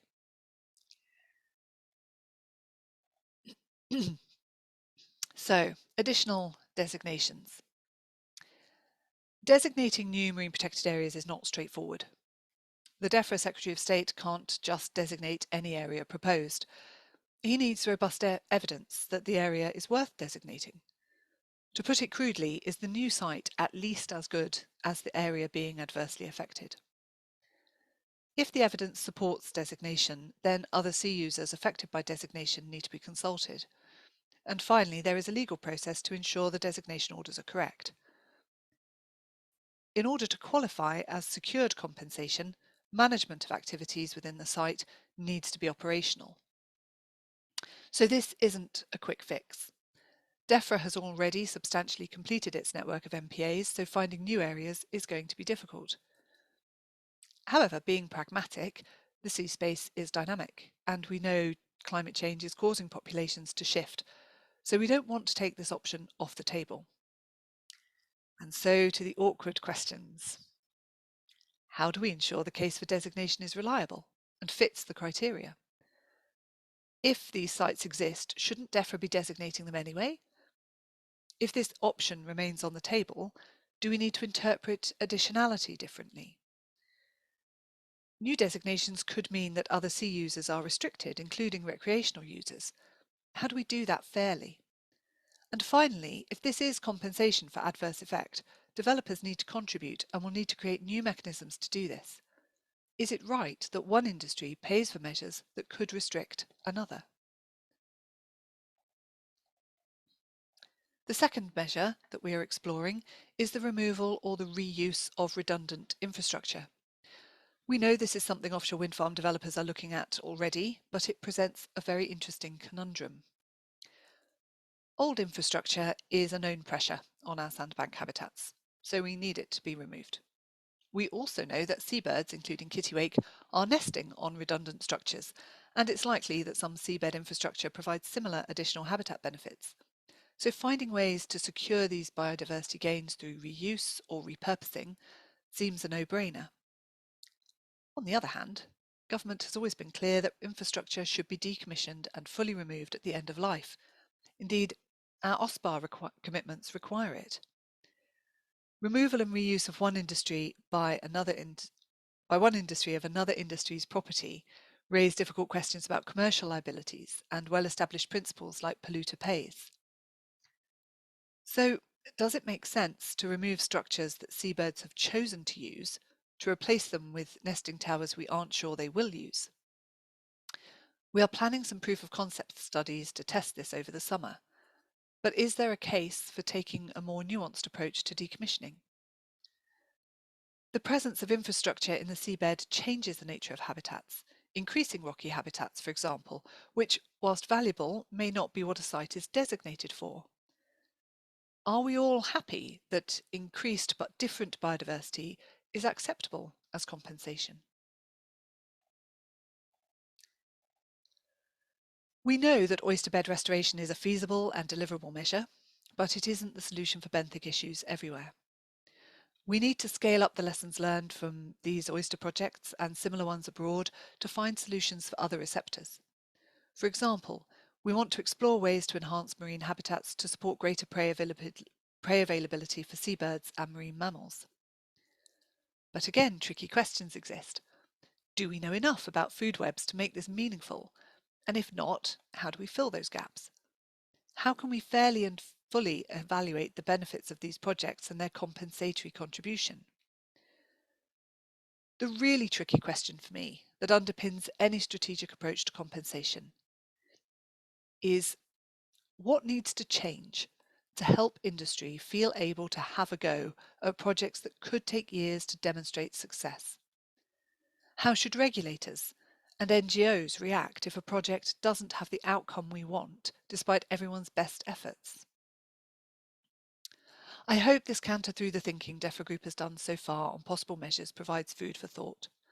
I know there are other difficult questions and perhaps we'll come on to them later, but for now, thank you for listening and I look forward to the discussion later.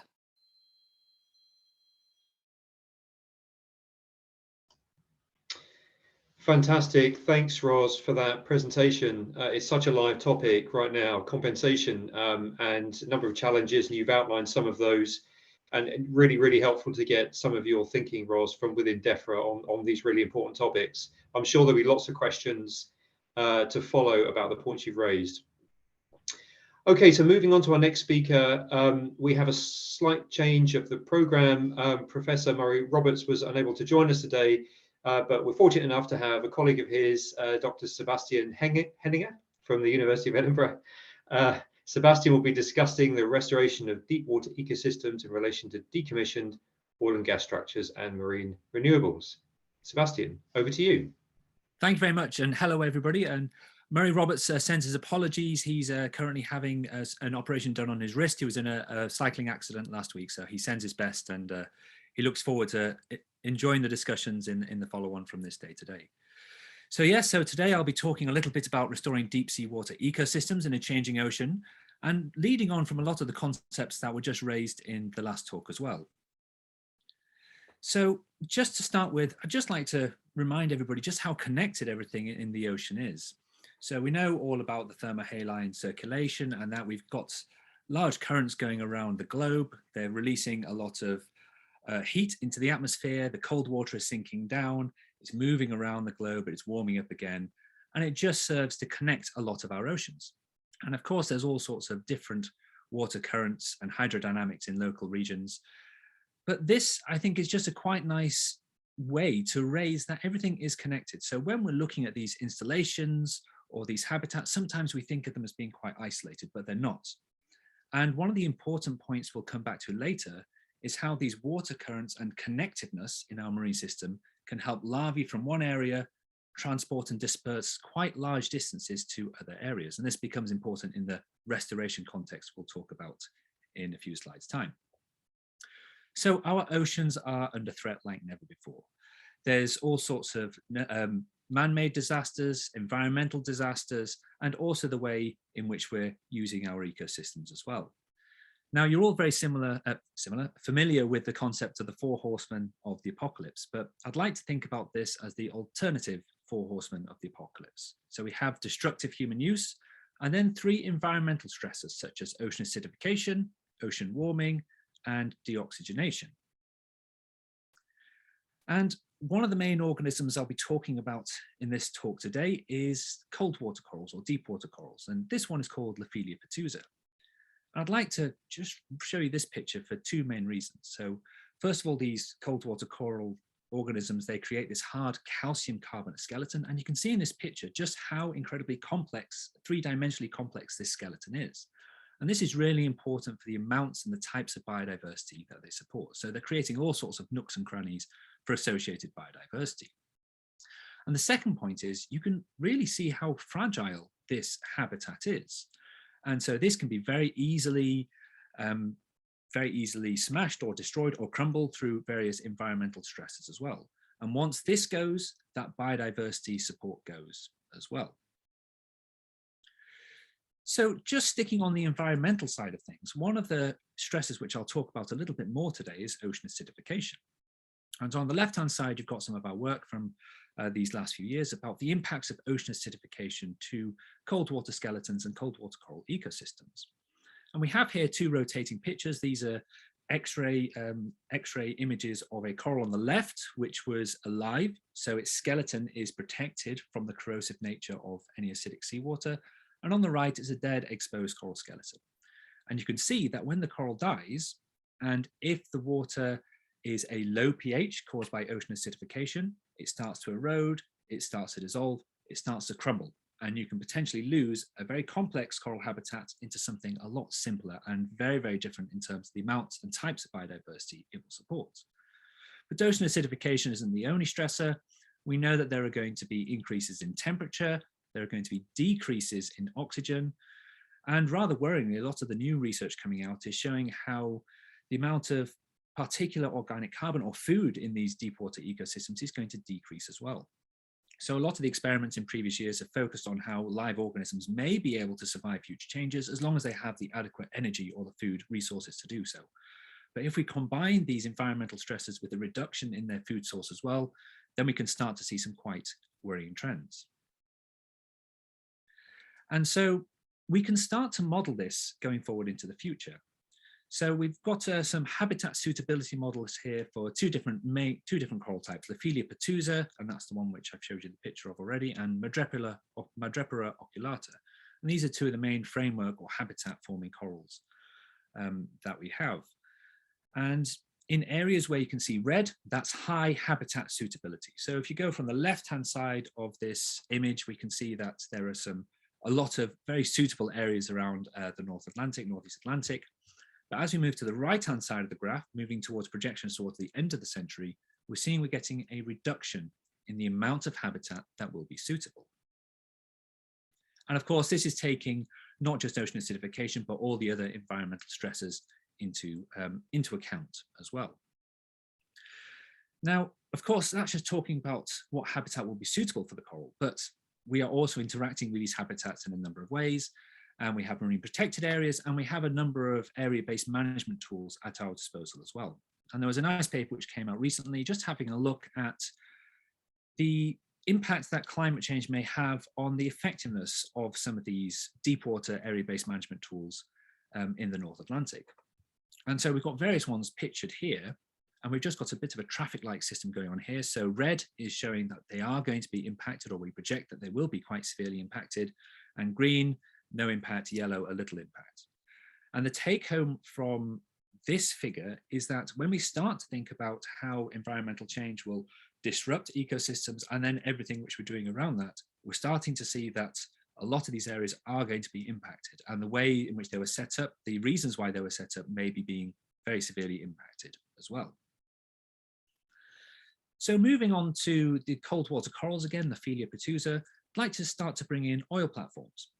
Now, when Charles Walpole Thompson, pictured here, went out to the west coast of Scotland and picked up a piece of Laphelia about 150 years ago, and pictured here, he probably didn't imagine that we would soon have, well, 150 years later, we would have these artificial structures which have some really quite large coral frameworks growing on them.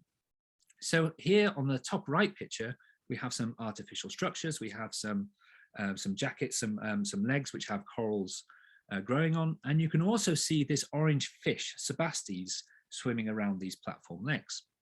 And the picture underneath that is a natural cold water coral ecosystem, again with that same fish, sebastes, swimming around on it. And the point from this is that when we're talking about these corals on these oil platform legs, they are making a very comparable ecosystem to what we would find on the seafloor as well. And here we have just a picture of some support structures which have come out for decommissioning, and you can just see the amount of coral which are on these legs. Now, at the moment, these corals either go to landfill or they get broken down and they go to composting. And of course, it would be very good. And there's a whole discussion about whether we should be leaving them in the water in the first place. But if they are being taken out, what can we do with these corals instead of sending them to landfill or composting as well? Can we take them and redeploy them to different areas, different reefs, different artificial structures? And that's something which we can certainly discuss a little bit later on. So leading on from that, we know that these corals are on these support structures, and we also know that they have international conservation significance. So these species, the Laphelia pertusa, they're CITES listed species. They're under OSPAR as threatened and declining habitats. So there's something we really should be thinking about a lot anyway. Now, we've been doing various coral modeling studies within our lab, and we can simulate release of coral larvae from these support structures, and we can see just how they spread around and how they can seed and start growing from other structures. Now, we've already had a look at the connectivity from corals from the west coast of Scotland to the ones in Norway, so we know that there's a significant amount of seeding which goes on, going through the water currents, as we mentioned in that first slide. Larvae get released, they get dispersed quite large distances. Now, these artificial structures as well become a very important stepping stone in that part of the process. And not only a stepping stone, but also producing their own larvae as well. So we're already starting to grow a network around that. So we've demonstrated the connectivity with existing coral reefs, and now we're starting to look at the genetics of the corals on the oil platforms and the downstream habitats to try and make that link as well. And we've just got some new samples which we're doing that kind of analysis on now. Something else to think about with these artificial structures is their potential as a climate refuge or climate refugia. So in the next few slides, I'll show you a little bit chemical in nature, a little bit of chemistry. So I'm going to show you some different cold water coral habitats, which are either natural habitats or on wrecks or on oil and gas platforms. And then I'm going to show you some chemistry figures here. So there'll be four or five parts on each slide. There'll be temperature, salinity, pH, but the one which I want you to pay most attention to is the one on the top right, which is omega aragonite. And that's the aragonite or the calcium carbonate saturation state in the water. When it is blue, it is saturated, coral skeleton will not dissolve. When it is red, exposed coral skeleton, dead coral skeleton will start to dissolve, and you'll have a collapse or a crumbling or a simplification of coral habitat. So we're looking at that point when it goes from blue to red and the date that may happen. So first of all, we'll start off with the loggerjeff mounds. So these are some of our deeper cold water coral ecosystems.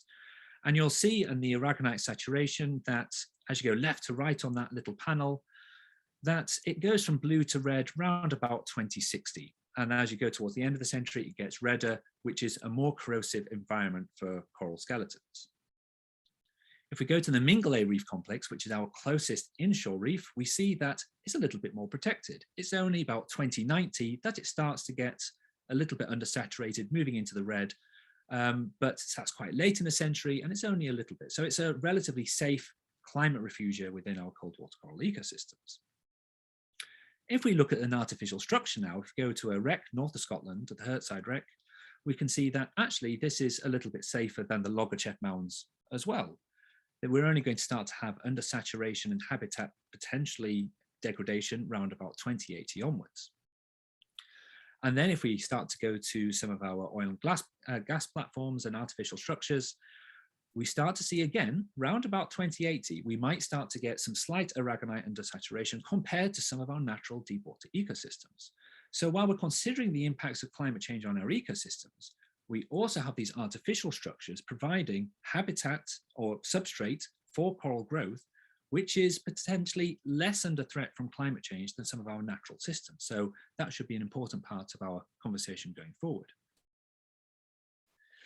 And we can start to model this. We've been doing a lot of computer modeling about how corals can grow, and we can use various methods for this, but mostly around the speed of the water which is going over the reefs, because corals need water which is not too fast and not too slow in order to catch their prey from the water column. And we can start to bring in ocean acidification, climate changes to see how fast those corals will grow and where they will grow best.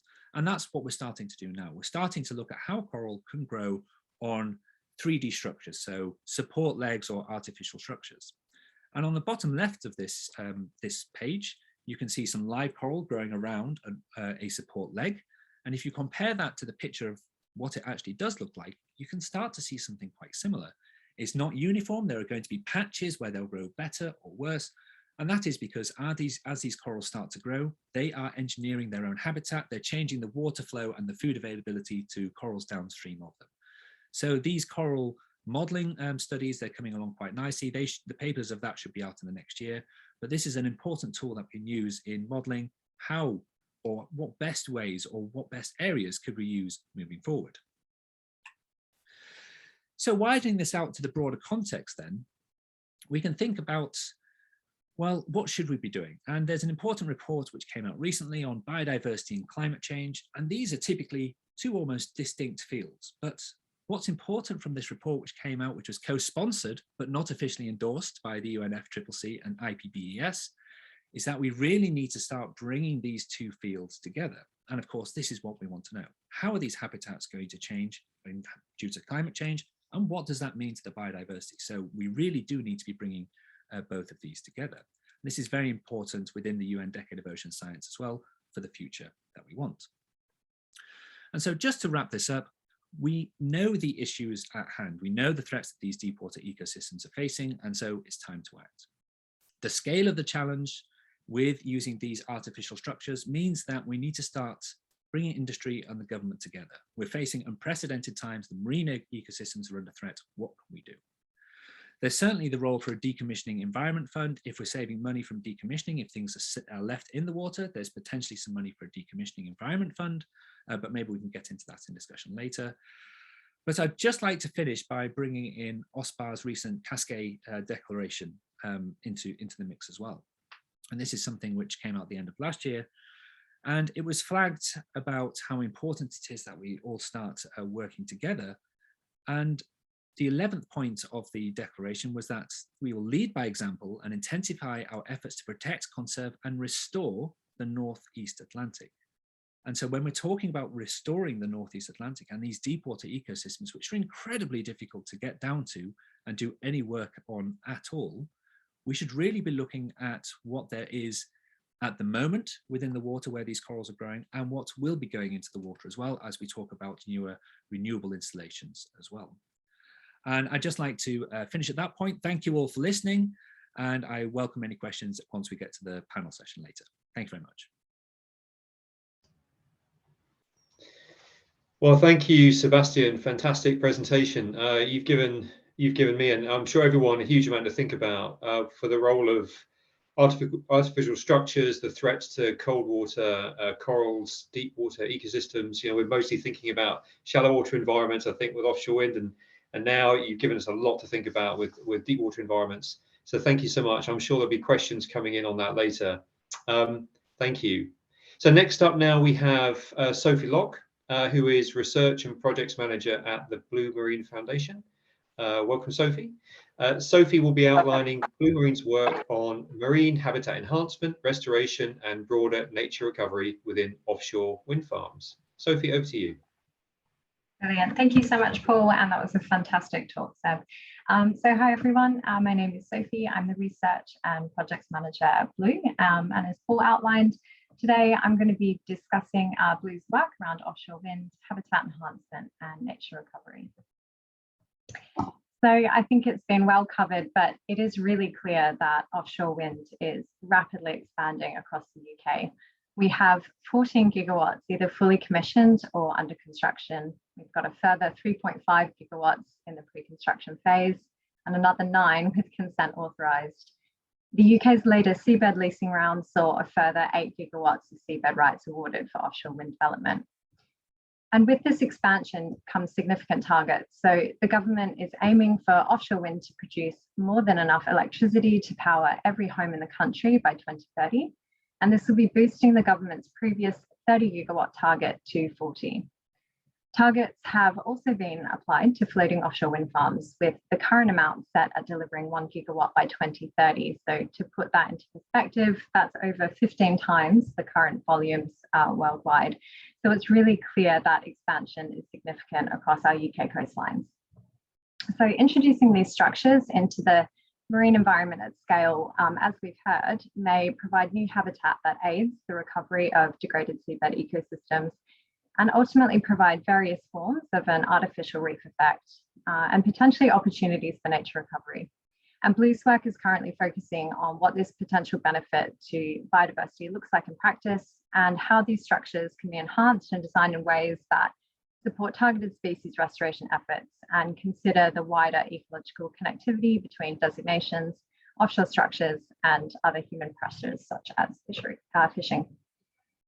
So, as discussed today in previous talks, we have got plenty of fantastic research and pilot projects underway, and they are identifying various species that may benefit from the improved and/or enhanced design of offshore wind farms. And this ranges from commercially important finfish and crustaceans to surface cultivation of kelp and seaweeds, native oysters, mussels, etc. There are various types of infrastructure that can be deployed to support these species, and by doing so, we're able to provide substrate for attachment or provide structures that can be used for shelter, protection, or foraging. Research bodies are identifying how species can also move from one artificial structure to another, benefiting conservation designations many miles away. And I think that this should really be an area of interest to offshore wind developers, as site-specific restoration initiatives, if designed appropriately, may definitely have the potential to benefit greater areas than just the installation footprint. And while currently not applicable to the UK, some offshore wind farms, as we've heard, are close to mobile gear fishing. And I think this is definitely of interest because we need to be fully understanding the level of reduced, dispersed, or altered fishing pressure within these areas, and whether this would provide a form of de facto protection. Other studies have concluded that wind farms may benefit biodiversity in this way, with some discussion around formally applying an OECM status, referring to other effective area-based conservation measures. But how this would actually appropriately contribute to 30 by 30 and other targets is definitely debated. So considering the existing research on nature inclusive design with numerous pilot projects functioning around Europe, I just want to dive into Blue's work to date. So back in 2018, we worked with Oyster to produce a technical feasibility study. And this was focusing primarily on restoring native oysters within the Gunfleet Sands wind farm. This wind farm is located near an MCZ, or a marine conservation zone, and that was specifically designated for native oysters. It's also located near the Essex Native Oyster Restoration Initiative, or ANORI. The project aimed to determine whether, via active restoration efforts, cages of broodstock oysters placed within the wind farm footprint could play a significant contribution or role to native oyster restoration within the UK. The study was analysing the site suitability for broodstock and whether they could grow and repopulate, ultimately boosting populations in the nearby area designated for restoration. Just a quick note that the technical study was also summarised into a report, and this has been published online, so you can take a look at Blue's website. So the technical feasibility study analysed the ecological requirements of native broodstock oysters, and we also looked at the hydrodynamics of the wind farm. It also examined the best positioning and design for placing native oysters within cages or on the seabed. And while there was a small window of opportunity for oyster larvae to eventually be transported into the designation area of conservation interest, it was ultimately unlikely to coincide with larval release. This area's got quite a challenging hydrodynamic condition. It's dynamic, sandy, meaning it was less suitable than desired. But despite the decision not to pursue with a pilot study, this research laid an incredibly significant foundation for Blue's work within offshore wind farms.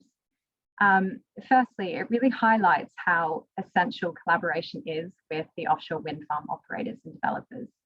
This is really due to their extensive knowledge of the site, overall access to data, and in-depth expertise. And it also highlights the numerous feasibility factors to consider around biodiversity impacts and broader marine spatial planning. So just to dive into these factors a little further, I think it's really important to consider not just the benefits for biodiversity, but also potential risks. And this image on the right, this is from a 2021 IUCN report, and it summarizes various impacts of offshore wind farms on biodiversity and associated ecosystem services. And this covers things like alterations to trophic cascades, to behavioral changes associated with electromagnetic fields that come from subsea cabling, for example, also known as EMF. It's also worth noting that most of these impacts are being studied or at least lined up for future research. And I think it's also important to highlight that this report, existing literature, both from academics, consultants and operators, really do highlight the number of mitigation opportunities available to help reduce or avoid these negative impacts from construction, operation, and also decommissioning. And this applies to nature inclusive design and ensuring projects are conducted with minimal disturbance, as mentioned, I think, by Cynthia earlier. So regardless, these impacts really have to be considered, and they should guide best practice nature inclusive design projects and help define the broader role of offshore wind farms with marine nature recovery. Other key considerations include how an offshore wind farm and any nature recovery may contribute to biodiversity targets. And this could cover the EU Marine Strategy Framework Directive, for example, but also commitments made by operators themselves regarding biodiversity.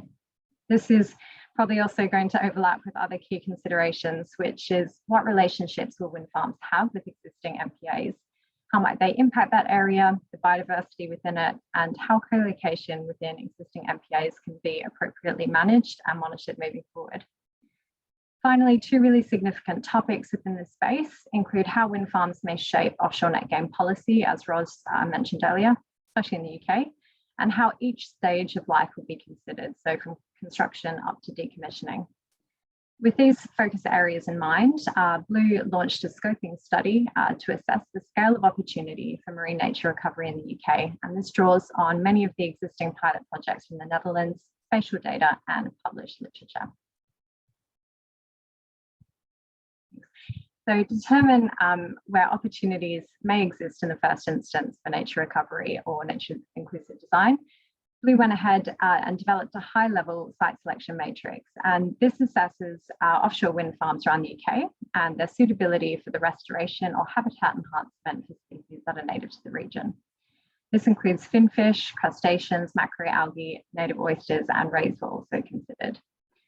The matrix uses data on substrate type, proximity to relevant conservation areas for certain species, nursery grounds, and a number of other ecological and logistical variables. This spatial analysis provides an extremely useful visualization of what opportunities may be of interest, both ecologically and logistically, considering the immense number of offshore wind developments around the coastline.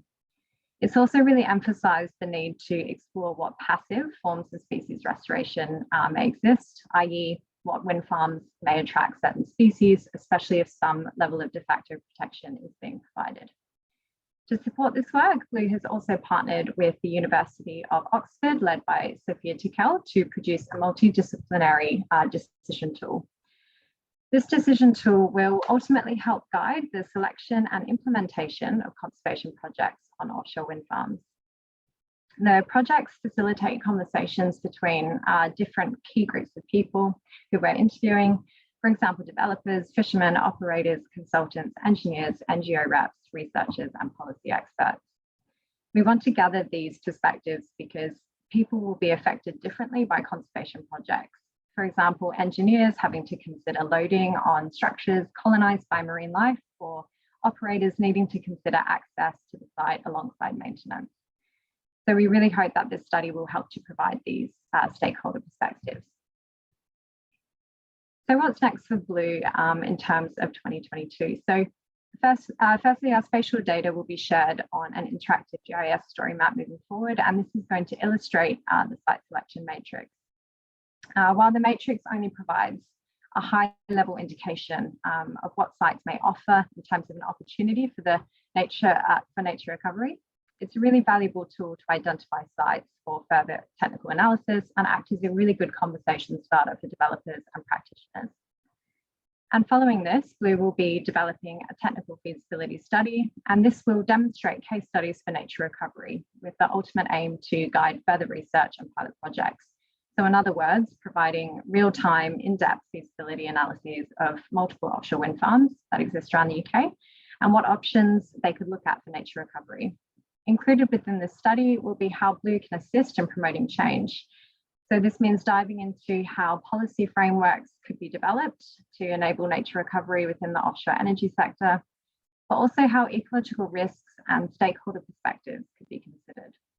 This would also include issues around co-location and marine spatial planning, such as displacement or fishing pressure. These are just some of the key questions we want to target, and we definitely have a lot of questions. We will be collaborating with academics, marine consultants, engineers, and other relevant stakeholders. So if you feel like you would like to be involved with this research, please feel free to get in touch with us, and we'd really love to hear your perspective. So to conclude my talk for today, Blue's primary focus moving forward is really exploring how offshore wind farms within the marine spatial planning context will contribute to conservation and biodiversity goals while helping us to reach net zero. We definitely appreciate that this is going to require the very complex navigation of marine spatial plans, which differ from country to country, as well as other policy frameworks that apply to recovery, protection, fisheries, broader multi-use of the marine space. I think this is where the topic of marine spatial prioritisation is likely to come to the forefront, especially considering the very crowded and complex nature of the North Sea. It also means facing, and to quote a recent paper led by Jennifer Danheim, the known unknowns of how offshore wind influences the benthic marine environment, as well as the unknown unknowns, so the particularly challenging research gaps. Finally, Blue's overall aim is to see 30% of the ocean properly protected by 2030. And it's really essential, and I think we can all agree on this, that meaningful protection and restoration happens immediately. So for offshore wind farms to contribute towards meaningful nature recovery within the marine environment, we really need to be defining what that success would look like and commit to long-term monitoring of ecological impacts and benefits. And I think this was a point touched on earlier during the panel discussion. So we really hope that our study developed over the next year is going to help highlight how this industry can contribute positively to conservation outcomes in the face of rapid and significant expansion to meet our clean energy requirements. Thank you very much for listening. Fantastic. Thank you, Sophie. Really some excellent work happening there, Blue Marine, clearly. And you know what jumps out for me from all of the examples you gave is the importance of collaboration with a wide range of stakeholders and partners to bring about the success that you're wanting. A point you made in your presentation as well. So thank you so much for that. If people have questions for Sophie, remember, put them in the chat. We're running well on time. So we'll have a good amount of time at the end for the panel discussion with plenty of questions and answers. So please do pop any questions you have in the chat. Okay, so now we're moving on to the next presentation, the fourth of this afternoon, and this is from Frith Dunkley from the Marine Conservation Society. Frith will be talking about opportunities for biodiversity recovery in areas freed from bottom-towed fishing gears. Frith, over to you. Great, thanks, Paul. Hi, everyone. My name is Frith Dunkley. I am the MPA researcher for the Marine Conservation Society. And as Paul mentioned, I am going to be talking to you today about some research I've recently done looking at how offshore wind farms affect fishing activity. So just to provide a little bit of background in a lot of this, Sophie touched on just now, but the government has committed to installing 40 gigawatts of offshore wind capacity by 2030 in order to meet their net zero targets. And at present, we've currently got about 14 gigawatts with an extra about 20 odd gigawatts planned or leased for in the future. So spatially, this equates to about 45,000 kilometres squared of seabed, and they're in the benthic habitat beneath that. So ecologically, and a lot of this has been covered today already, but ecologically, it's kind of a story of ecological winners and losers. So over on the left here, we've got seabird species such as guillemots and kittiwakes that potentially will have their foraging or do have their foraging activities affected by wind farms. And then we've got species such as tarbed porpoise that, whilst in the short term, just kind of during the construction phase of wind farms, will be affected and will leave the areas where wind farms are being built. There is some evidence to show that they will return eventually. And similarly with sand eels, kind of the opposite. So in the short term, they will have will benefit from the presence of wind farms, but in the long term, populations will potentially decline. And over on the right here, we've got the ecological winners. So we've got species such as the common seal, which have been found to actually forage in wind farm turbine arrays, and also the turbine arrays can act as quite important sort of shelter for juvenile fish. So on the top right here, we've got a picture of a juvenile cod. And then most importantly is the kind of reef habitat that is that forms within these turbine arrays on the rocky armaments around the base of the turbines and also on the turbines themselves. And one such reef forming species that can potentially benefit hugely from the presence of these wind farms is, as mentioned earlier, the native oyster. So the native oyster is a species that has declined by 95% since the 19th century, and it's a species that requires a hard substrate to settle on. And as this map that it seems everyone else has also shown, historically we did have huge oyster reefs in the North Sea, so wind farms could play a part in that kind of restoration effort of that species. So to move on to the piece of research that I was working on, essentially I looked at how fishing effort changed before, during and after offshore wind farm development, looking specifically at towed mobile gear types like trawls, dredges, seine nets, and also fixed gears, so things like pots and traps. So we use the Global Fishing Watch dataset to find our fishing effort data. So Global Fishing Watch is an organisation who use vessel tracking data from fishing vessels to find out where boats are fishing and to infer what sort of gear they're using. So in 2015, the EU introduced a law that legally obliged all fishing vessels over 50 metres in length to have the equipment that emits these signals for these tracks installed, called automatic identification systems. So this kind of led our decision to focus our study on 2015 onwards. So we didn't include any data from before 2015.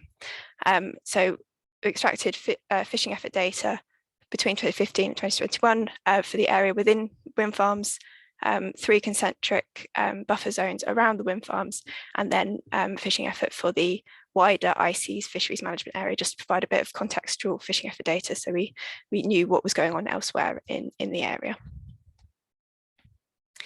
Now, because we were restricted with our timing for the fishing effort data available, it meant that we were fairly limited in which wind farm sites we concluded the study, because we needed to pick sites that had enough fishing effort data before they were constructed and enough after they were commissioned in order to measure the effect of the wind farm. So applying this criteria to all the wind farms, we found that there were 8 sites that we included in our study, and you can see them here on the map on the right. So we've got a few on the northeast coast of Scotland, and then a few dotted around the English Welsh coast. Sorry, next slide, please. So yes, taking fishing effort data for each of these 8 sites and the surrounding areas around them, we measured the fishing effort for towed fishing gear and fixed fishing gear before, during and after the wind farm construction. And these were the results. So just starting with the fixed gear results, on the left, sort of the first 3 left bars, we can see that there was an initial drop in fixed gear fishing effort whilst the wind farms were being built, and then some recovery after the sites became active. But these results weren't, the fishing effort in these areas didn't differ significantly from the surrounding areas. And this is not necessarily evidence that the fixed gear fishery isn't affected by wind farms. It's just there's a combination of factors that might have meant that we couldn't measure that effect. The main one being that a lot of fixed gear fishing vessels tend to be a lot smaller. So as I mentioned earlier, the EU legislation requires vessels over 50 metres in length to have the equipment installed that the fishing effort data relies on. So it's possible that a lot of these smaller fixed gear fishing boats were actually underrepresented in the data, and also potentially the small sample size we used may have affected the significance of the data. So moving over to the towed gear results, the picture is a little clearer. So again, with the towed gear effort, we could see that before the wind farms were built, the fishing effort was in line with the surrounding area. Then during the construction phase of the wind farm, sorry, there's a lot of clicking involved here. So during the construction phase, fishing effort dropped significantly and was much lower than kind of the contextual fishing effort data. And then once the sites became active, whilst the towed gear fishing effort recovered a little bit, it was still much lower than the contextual fishing effort data. And it's kind of eagle-eyed amongst you will see that the error bars on these graphs are fairly large, and this is due to firstly the small sample size, but also because there was a huge amount of variation between the sites. And I should explain why now. Oh, sorry, if you go back to the map. So in 4 of the sites, just click again. Yeah, thank you. Yeah, in 4 of the sites, we saw a drop in fishing effort. So these are the sites shown in red. So this is where vessels using towed gear, their effort levels dropped once the wind farms were built. And then in 3 sites, the ones shown in blue, fishing effort actually increased. And then in Burbo Bank extension, there was no change because there was no fishing before or after. So just going back to those sites where fishing increased, this required a little bit of investigation because it was somewhat unexpected. And it's not until we actually look at the layout of the turbines in these sites that the reasons become a bit clearer. So the sites that are coloured in red, you can see the turbines are laid out in quite a compact patch of turbines. And then by comparison, the sites where fishing effort actually increased, the story is a little bit different. So on the right here, we've got Blythe Demo, where the 5 turbines that make up the wind farm are actually laid out in a single line. And then on the left here, we've got the Walney extension sites 3 and 4. And you can see the turbines are laid out in patches, but these patches have quite wide spaces between them. And we think this basically has allowed the fishing effort to take place within the wind farms, but not actually between the turbines. And this is shown in this map here. So on the left, we've got the Walney 3 and 4 extension sites before construction. And you can see there's a fair bit of fishing activity within the boundary, within where the wind farm was to be built. And then on the right here, we've got the fishing effort once the wind farm has become active. And you can see that the fishing effort really is kind of skirting around those turbine arrays. Now this doesn't necessarily mean that the fishing effort, the wind farms is the reason why the fishing effort is increasing, because the commissioning of these particular sites did coincide with an increase in the total allowable catch of Dover sole. So that's the amount of essentially the amount of Dover sole that can be caught in the area. And the fishing vessel that is responsible for the majority of this fishing effort is a beam trawler targeting Dover sole. So basically, we can't say that we don't think that the wind farm is increasing the fishing effort, but it's not acting as a barrier to that fishing effort increasing. So just to sum up the results, we did find evidence that the presence of wind farms affected the towed gear fishing effort, but we didn't find evidence of it affecting the fixed gear, although this is likely because of the small sample size and the smaller vessels being underrepresented. So what does this mean kind of contextually? Does it mean we should be treating wind farms as other effective area-based conservation measures? Potentially not, mainly because if we're taking a whole site approach, it doesn't necessarily, if they don't benefit the whole ecosystem, then perhaps we shouldn't be treating them akin to MPAs, but it does mean that they do potentially provide for some benthic, particularly protection. If we're not necessarily going to treat them as OECMs, it does raise some questions about what happens to these wind farms when they're decommissioned. This is something that's been discussed a lot today. If we are getting these reef systems developing on the wind farms, and the wind farms are acting to restrict fishing activity to the point that the benthic ecosystem can start to recover, it does start raising questions whether we should be removing those ecosystems once they've become established. So at MCS, we've been engaging with the wind industry throughout this research project, and we will continue to do so as we develop this research, and we will be developing the research to address some of the issues with the sample size, for example, and updating it with as and when new sites become commissioned, adding new fishing data to the mix. So thank you very much for listening, and I look forward to any questions you have.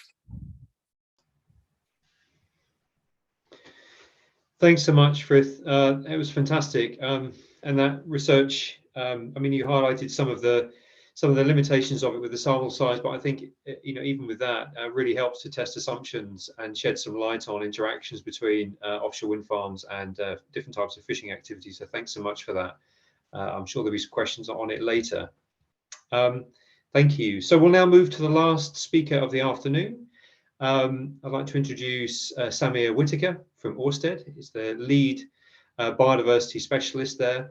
Samir's presentation will focus on biodiversity within offshore wind installations and also Ørsted's biodiversity ambitions and how they are developing nature positive measures. Thank you, Samir. Over to you. So much, Paul. Thanks for having me here. It's been a really, really interesting set of sessions. So I'm going to try and present the industry perspective without covering, hopefully, a lot of the ground that's already been covered really well by others. So for those of you that haven't heard of us, we're a Danish renewables company, got a global presence, including both offshore as well as onshore. And that includes wind, solar, and hydrogen. We currently have a market share of about 25% of global offshore wind, and the UK is our biggest market by far. Just following on some of the data that people presented earlier, our ambition for 2030 is to have 30 gigawatt of installed capacity for offshore wind and 50 by 2050. And as we've discussed, the global move towards renewable energies is going to come with some challenges. So we're thinking about decarbonizing supply chains, obviously improving biodiversity, and creating shared value in the places that we work. And these challenges are really interlinked. So particularly solving biodiversity challenges, we really need to work closely with stakeholders on the ground. And this is going to be critical for us to deliver outcomes that are actually going to last. So we're working and have been with industry, with regulators, with a broad range of stakeholders on solutions. And just on the challenges that we looked at earlier, we're working on all three. As a biodiversity specialist, I'm obviously going to focus on biodiversity. I also, just from a sort of project planning and development perspective, we use the mitigation hierarchy as integral to our project cycle. So at all sites, development includes first avoiding, minimizing, looking at opportunities to restore, as well as compensate biodiversity impacts. And we're going to be working towards a net positive impact. And I'll talk about that a little bit later. Just to say that this is really important to me personally, but also important to everyone who's working in the company, as well as it's obviously important to the places that we're working in.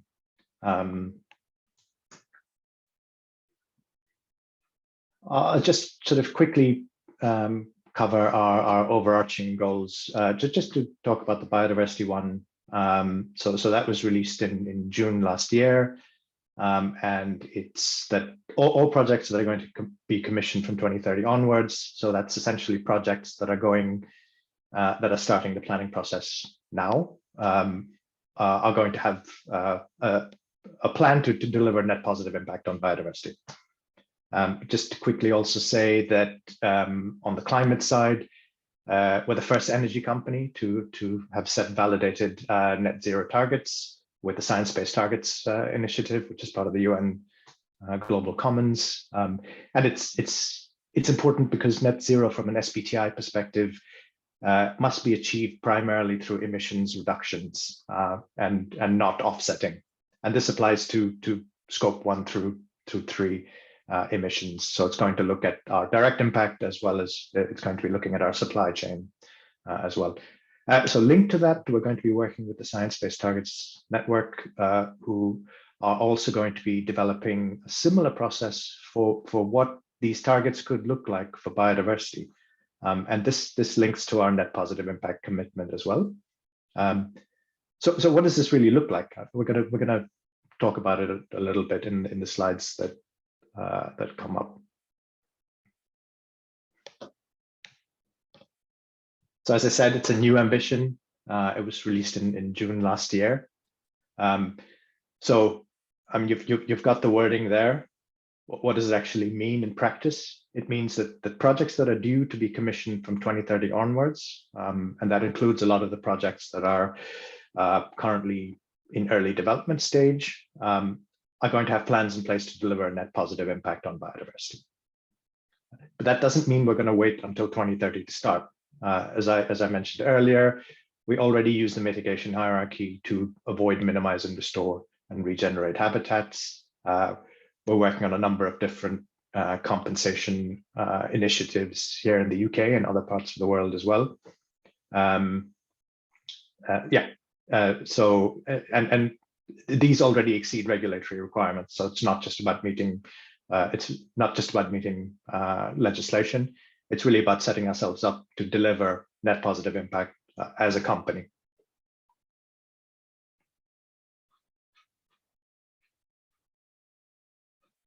Yeah, again, one of the perils of going last is that a lot of this stuff has already been discussed. And I have to say that a suite of nature inclusive design projects that we're working on have already been mentioned, because we're working in partnership with Wageningen, we're working with the Rich North Sea Initiative. And a lot of these examples are ones that Oscar, Renata, Elena, and Hans have already talked about. I just quickly, I'll say that I think this possibly indicates that we as an industry, we need more examples, we need more pilots, we need more cross-sector partnerships.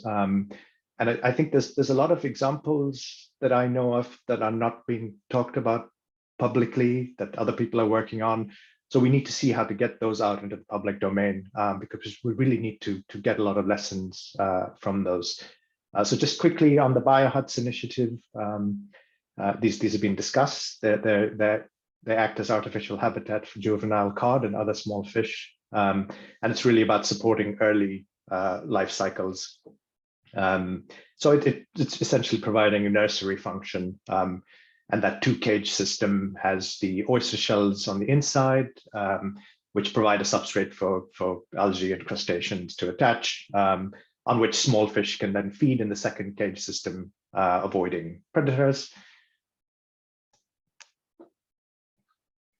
Again, another project we're working with Wageningen Marine Research is another form of created habitat. And this includes providing habitat for cod. Again, we've already talked about the tagging for adult cod and lobster to see how they might be using these artificial habitats. And that's one suite of monitoring. The other work that we're doing is working on eDNA analysis to really understand and track species assemblages on these created habitats. And as I saw earlier in some of the chats, it's obviously crucial to know whether these are being used, to what degree they mimic natural habitats, and earlier discussions as well that we had about what does success look like in the long term. Well, one criteria is that obviously they need to be as closely mimicking natural habitats as they possibly can. Again, Sophie already talked a lot about this particular example. I'm not going to cover it in detail at all, but I will say that I think it's an important maybe reflection, I suppose, that we do need to be able to share the failures of some of these pilots. Maybe failure is a strong word, but we need to talk about the challenges. In this particular example, it was primarily the hydrodynamics of that system. Essentially, the current was essentially not favorable to this natural kind of reseeding. But we could take these lessons and apply them to other projects. There's probably situations that we could find where these sorts of things will work. And oysters are obviously particularly important I'm glad I didn't put the same oyster map on, because I see that a lot of people have it, but it's massively important habitat, massively threatened, and there are real kind of big opportunities for all of us to be working on restoration projects across the UK and globally. So one thing I guess I wanted to spend a bit more time on, and it was sort of really interesting to hear the DEFRA perspective from the ministry in the Netherlands, is that there are a number of drivers for net positive. Importantly, of course, as a company, it's something that our CEO is very committed to personally. So it's something that we feel we must be doing as a renewable, a sustainable energy company. So company-wide, as well as at a site level, and it's a global commitment for net positive impact. I'll just mention that NPI, net positive impacts, it's not a new concept. It's been around for some time, and we know that net gain for the terrestrial environment of the UK is going to be written into legislation very soon, and will have to be delivered, with marine net gain to follow shortly. And a lot of developers, regulators, stakeholder NGOs are still working out how we measure it, particularly in the marine space. So that question of what success looks like, how do we know when we've delivered net gain? The questions around additionality, whether actions in an MPA should count towards net gain. These are all discussions that are ongoing, and issues that DEFRA and others are sort of working through. So I mentioned earlier that Oyster have been working with the Science Based Targets Initiative to set targets for our carbon emissions. We're also in discussion on the SBTN framework for setting biodiversity targets, and that process is currently under development. So I have to say that those are two things that are driving and setting more quantitative targets for net zero, net positive targets globally. I mentioned the UK net gain requirement. The onshore requirement has obviously been a very positive and significant driver in the UK market for companies to develop their own commitments and processes towards net gain. Of course, similar requirements for the marine environment are in development, and considering that things are just a lot more difficult in the marine environment, particularly monitoring success, monitoring impacts. So that's the UK market. Similar legislation exists onshore for some of our other markets, and it's likely that a lot of others are going to follow in the future. I guess finally, and I don't know if this is most important, but it's certainly very important. Biodiversity, sustainability, nature inclusive design, and sort of, I guess, overall sustainability across seascapes is increasingly being built into the wording of leasing rounds. And these sort of non-cost factors for licensing leasing rounds seem to be gaining a lot of traction, becoming more important. Hans and Elena mentioned the leasing round coming up in the Netherlands in April, and sustainability is a very, very big part of that. We've got Celtic Wind leasing round coming up in the UK. Again, sustainability, nature enhancement are very sort of key parts of that leasing round. And this is going to be, and already is, a real driver and a real kind of incentive to integrate biodiversity objectives right into the beginning of wind farm design. It's going to be an incentive not just for strategic compensation, but for strategic enhancement, for strategic net gain. So I think that is, again, a really, really important driver, and I personally think it's a great thing. So I felt like I flew through that, but I might just see what's coming up. Yep, that's the end of it. So again, thanks a lot for that opportunity, and happy to discuss any of that further. Thank you.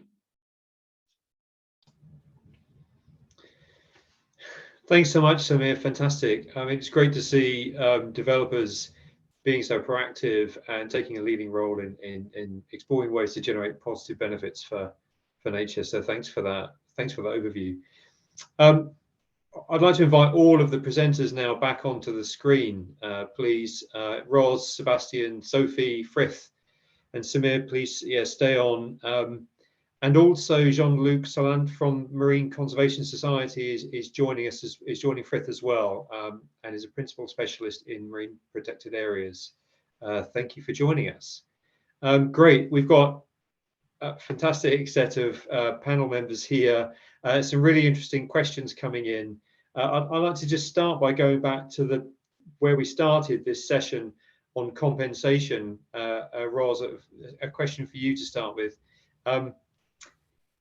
And really a set of questions. Firstly, it's about success, what success looks like for compensation, how to monitor, how to prove success for compensation, and what happens if it's not successful? Where does responsibility lie for those measures?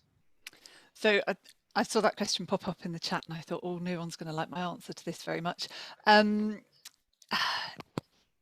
Proving, we're really talking, when we talk about compensation for the marine environment, we're really talking about proof of concept, because this isn't something that happens everywhere. There aren't lots of examples we can point to.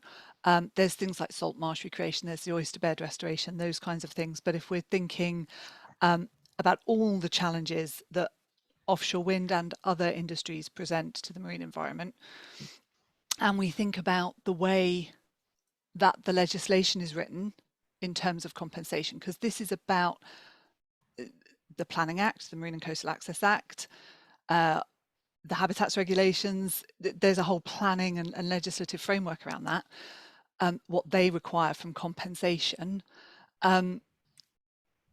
Oyster bed restoration, salt marsh restoration, nesting towers aren't going to cut it everywhere.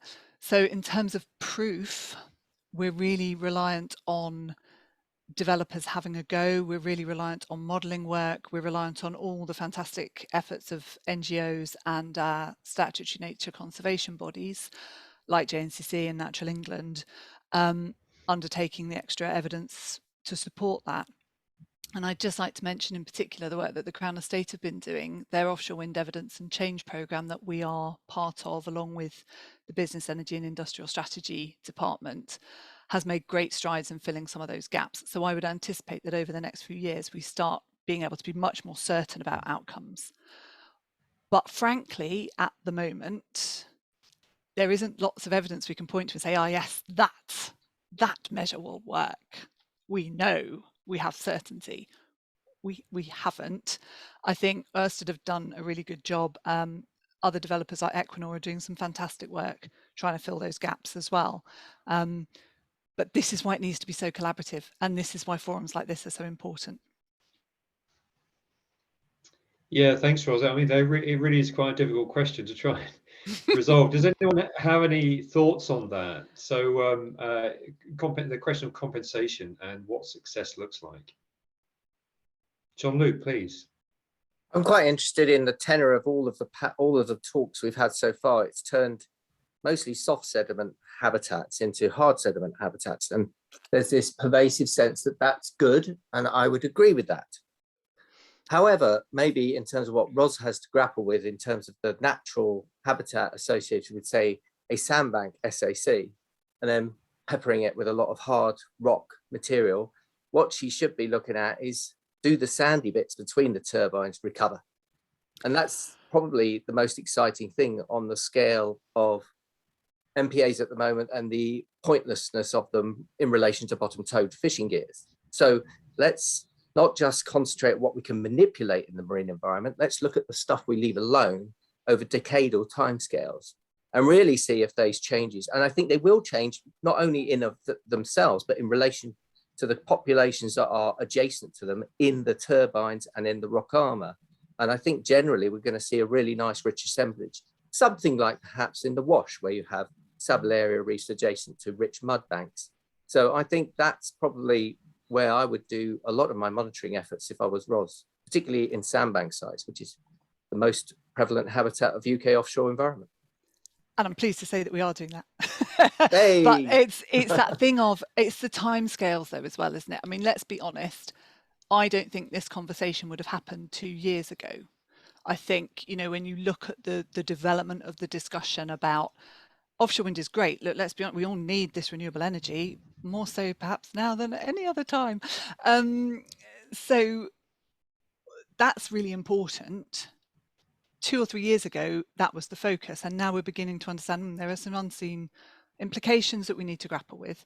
So we've got work going on looking at recoverability of sandbanks. Natural England have had that underway for a little while now. But it's that time scale, because as we all know, if you're doing marine science, it costs more and it takes twice as long. That's the marine science world for you. So we need to be a little bit realistic about how quickly we're going to learn some of these lessons. Thanks, Ros. Jean-Luc. It leads me to a question that came in for Frith about your research, really interesting research, Frith, lots of really good questions about that.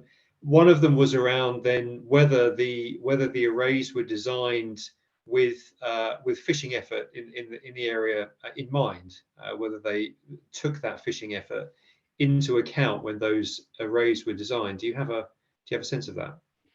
I'm not hugely sure with that particular site about the kind of the planning stage of it, but I do know that the fishing effort in that area was fairly low to start with. So I think it's essentially a case that it's potentially something that will need to be monitored in the long run. But if turbines are getting bigger, the spaces between them will be getting bigger, and whether that then allows fishing effort to happen within those turbines instead of around the arrays.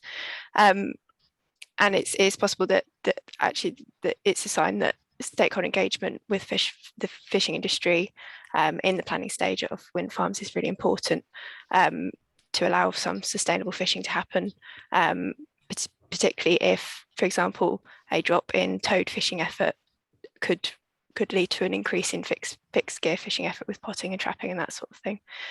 So yeah, I don't know with that particular site, but it is an important factor in the planning stage. Paul, could I just come in on Ross, that? please, Just to flag some work that DEFRA have started with business energy industrial strategies work looking at cabling, their offshore transmission network review, and also the work we've been doing with Crown Estate through the evidence change programme I mentioned earlier.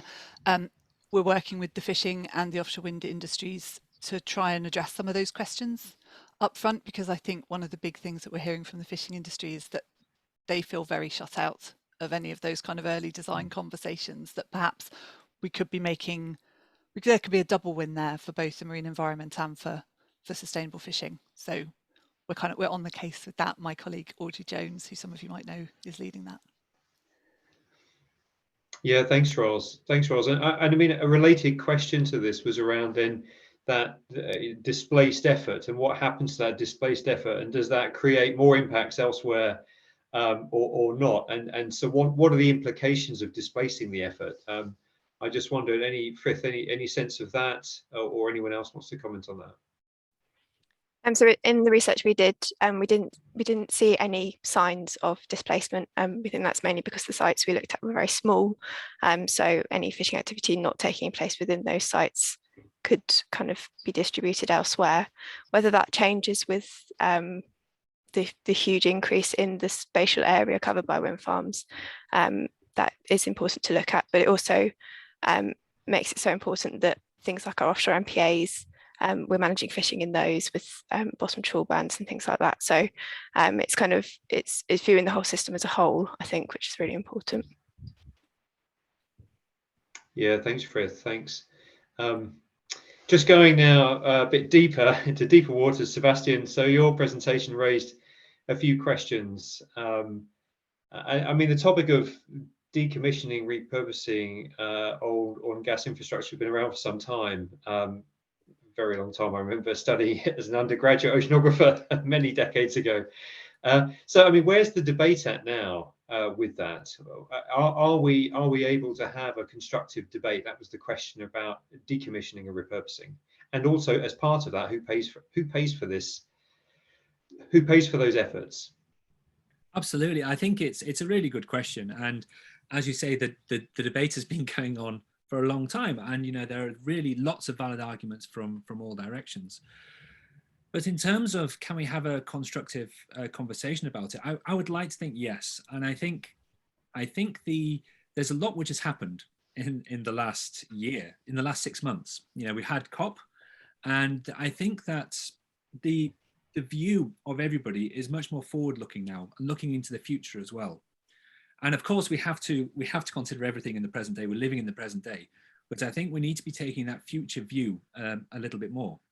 And I'm starting to see that many more people are starting to think about that.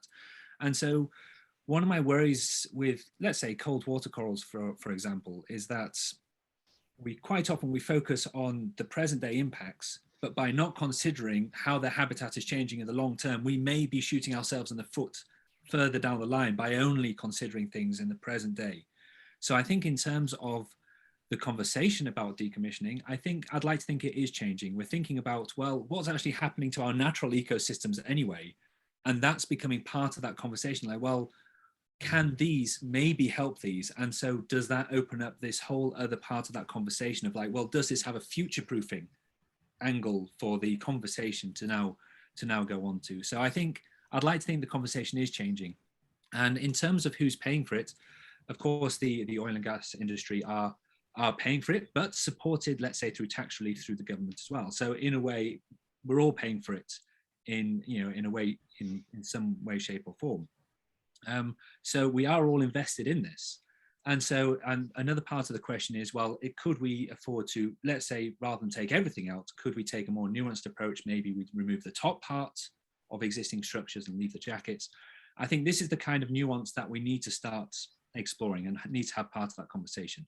At the moment, there is no firm decision on that, but we need to have that as part of that conversation, because if we can keep those jackets, those legs in, then that is the habitat. We're talking about conserving the species and protecting these species, so we don't want to be throwing large amounts of it away at the same time, but also can that be part of a future-proofing conversation? And then does that save money overall? And can that money be put into another fund which can go into monitoring or other aspects of environmental protection? So I think there's a lot of moving parts, but I think that conversation is shifting towards that, and I welcome that. It's a really fascinating area. There's many sides to it. You know, in thinking that we like the idea of taking stuff out of the ocean, cleaning things up. Equally, some of the structures provide some value. If left in place, left in situ, it adds greater value. So definitely, there's a live conversation to be had around that. I mean, does anyone else have any thoughts they want to offer on this point? Sophie, please. Yeah. Yeah, I just want to add, I think the whole conversation around decommissioning is really fascinating, and it's been such a focus area for our work. I really liked what Seb mentioned about future-proofing, almost having, if you're going to engage with nature-inclusive design, for example, almost having a preemption of what that exit strategy is going to look like, what's going to happen to that system at the end. I think I don't necessarily have any answers. I just think it should be such a huge part of the conversation, particularly if you're looking at structures that are providing that kind of ecological connectivity, whether that's to local fisheries through some kind of spillover effect, for example, or protecting maybe soft sediments in different ways by providing habitat through de facto protection for finfish, for example. I just think it really needs to be part of the conversation. So I guess I echo Seb's thoughts. Yes, thanks, Sophie. And I mean, it highlights the importance that there's many questions that we still need answering, so we do need more research. And I guess that brings me to a general question just for all of you, which is raised in the chat about post-installation monitoring and the extent to which it's helping to answer questions around impact, whether it's on other marine users, fishers, whether it's on key biota, seabirds, marine mammals. are we collecting good enough post-installation data? Are we understanding enough about the impacts being caused to answer questions around impact? And if not, what additional research is needed? Sophie, I don't know if you want to come in with any thoughts there, and then I'd like to ask Samir too, as a developer. Yes, I will do my best to answer that. Yeah, I think in terms of post-installation monitoring, I mean, I mentioned in my PowerPoint kind of towards the end that monitoring needs to be a big component of this kind of work. I really think that, and to echo some of my colleagues' words, monitoring always has to be very proportionate, and it should be running kind of a feedback loop in terms of pre-development and post-development. I think providing that monitoring is done at a high standard, it's done frequently, that really needs to be feeding in consistently to upcoming projects as well. And I think, just to add on, I think a big theme today is around collaboration and working together and communication. I think learnings from monitoring, especially with these kind of projects, need to be very much out in the open so new projects can learn from it as well. So echoing kind of that loop. Thanks, Sophie. Samir, any thoughts on that question? Yeah, I mean, I completely agree with what Sophie just said. As we kind of discussed earlier, we're seeing a much bigger focus from DEFRA, from industry on the sort of topic of strategic compensation, and we're also at the same time seeing much more of a focus on cumulative impact monitoring. So I think again that goes back to Sophie's case of we're looking at cumulative impacts, we're looking at strategic compensation. So we probably need to be looking at strategic monitoring, for want of a better word, and proportionate, yes, but I think proportionate when you come to cumulative impacts is going to be an interesting question. We're looking at huge areas. We're looking at multi-year projects, and I don't think any one developer or agency is going to be able to do that. Yeah, Ros, please do come in. So we are seeing some quite useful data coming through the post-consent monitoring that's available. I think one of the things that we're finding in DEFRA is that post-consent monitoring isn't widely available. It's all publicly accessible in theory, but in practice it's quite hard to get hold of. So unless we are told by an operator that there's a problem or that they've got something interesting to tell us, we don't necessarily find out about it because it might be buried away on a server somewhere. We're trying with Crown Estate to kind of make that a bit more visible and make it more shareable. What we're finding, honestly, as you might expect, is that sometimes the original environmental impact assessment got it wrong, perhaps for the better, perhaps for the worse. Sometimes it's, in most cases actually, what we're seeing is it's within the realm of what we expected. So that's quite reassuring. I think in terms of what do we do if something goes wrong, we have a marine licensing process in England. We have the ability, and the MMO has the Marine Management Organisation has the ability to control those activities.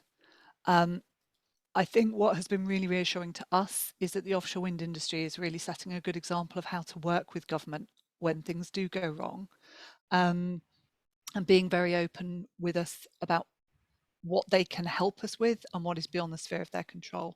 And just to pick up on the point that Samir made about strategic monitoring, that is absolutely crucial to the work of my team.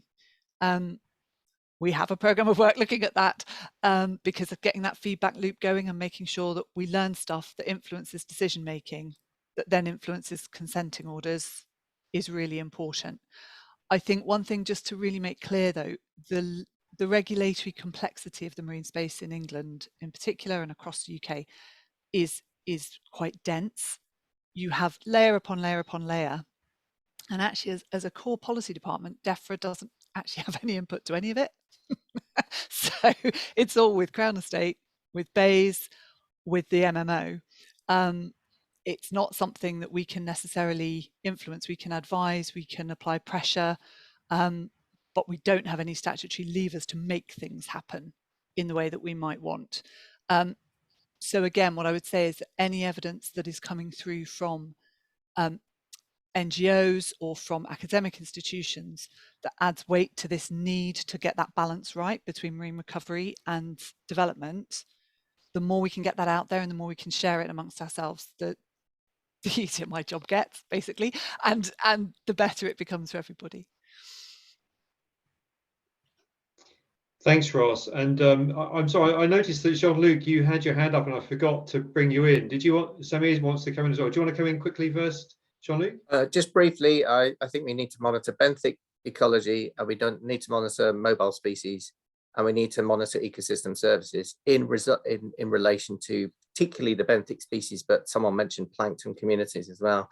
Then we have the holy grail to me that I can think of, that we can, then we're really understanding of what the impact of that particular farm where that is monitored. And then you can scale up. We do it with MPA research. Lyme Bay, Emma's on this meeting, Emma Sheehan at Plymouth.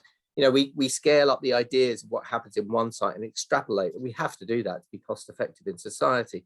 Wouldn't expect, you know, every wind farm perhaps to do the same science. So the Netherlands has taught us a great deal about cod and oysters, so we can extrapolate from that. But yeah, let's do benthic species, mobile species, and ecosystem services. If we value all those, then you've got a minister who can understand what's going on with the biology and with the ecosystem. I would have thought. That's just an idea to keep it simple. If that's possible. We need simplicity. We definitely need more simplicity. Samir, do you want to come in? Okay, well, thank you. Unless there are any final thoughts, anyone wants to share any final thoughts in this session, I propose that we close it now. We are almost on time, just a little bit over. But thank you all very much for your presentations, for engaging in discussion. It's fantastic and fascinating. I really appreciate it, and I'm sure everyone else listening in has done. So thank you so much. I'm now going to hand back to David to offer some closing remarks. Thank you, Paul. Thank you, everyone. So that brings our event to a close. And as I said right at the beginning of this event, it was designed to be a sprint through the topic of nature, or the potential for nature enhancement in offshore wind farms. And I think it certainly has been. I think you agree we've covered a huge amount of ground today. So I'm not going to attempt to sum up the day, but just to reflect, I think, on one thing. So right from the very start of the day, from Minister Pauw, the Dutch government, the Crown Estate, academics, NGOs, the UK government and a wind farm developer, all have stated the need for a focus on the dual importance and the achievability of enhancing and protecting biodiversity while helping to reduce carbon emissions. And we've also heard there's lots of barriers, but clearly none of these are insurmountable. Difficult, yes, but not insurmountable. So I think there's a huge potential for offshore wind farms to enable both nature enhancement and a net zero carbon world. It just needs speed, it needs creativity, and it needs to be prioritized. So I think you'll agree this has been a productive information sharing event, but we don't want all of this to be forgotten. This webinar has been recorded and will be available on Blue's video platforms shortly. We are also preparing a short summary report that will include some of the key points covered today. This will be shared on Blue's website and across our social media. On this day, it's been all about encouraging collaboration. So we hope we have helped forge some new networks today and that you have found the event enjoyable and stimulating. We'd love to hear from you, and if you are interested in our work on offshore wind or would like to participate in any of our upcoming research, then please let us know. Finally, I'd like to thank the speakers, the panelists, Paul for chairing the second session, the team at Blue and Mindfully Wired who delivered this event, Minister Pauw for her speech, and of course, all of you in the audience. Thank you and have a good day. Goodbye.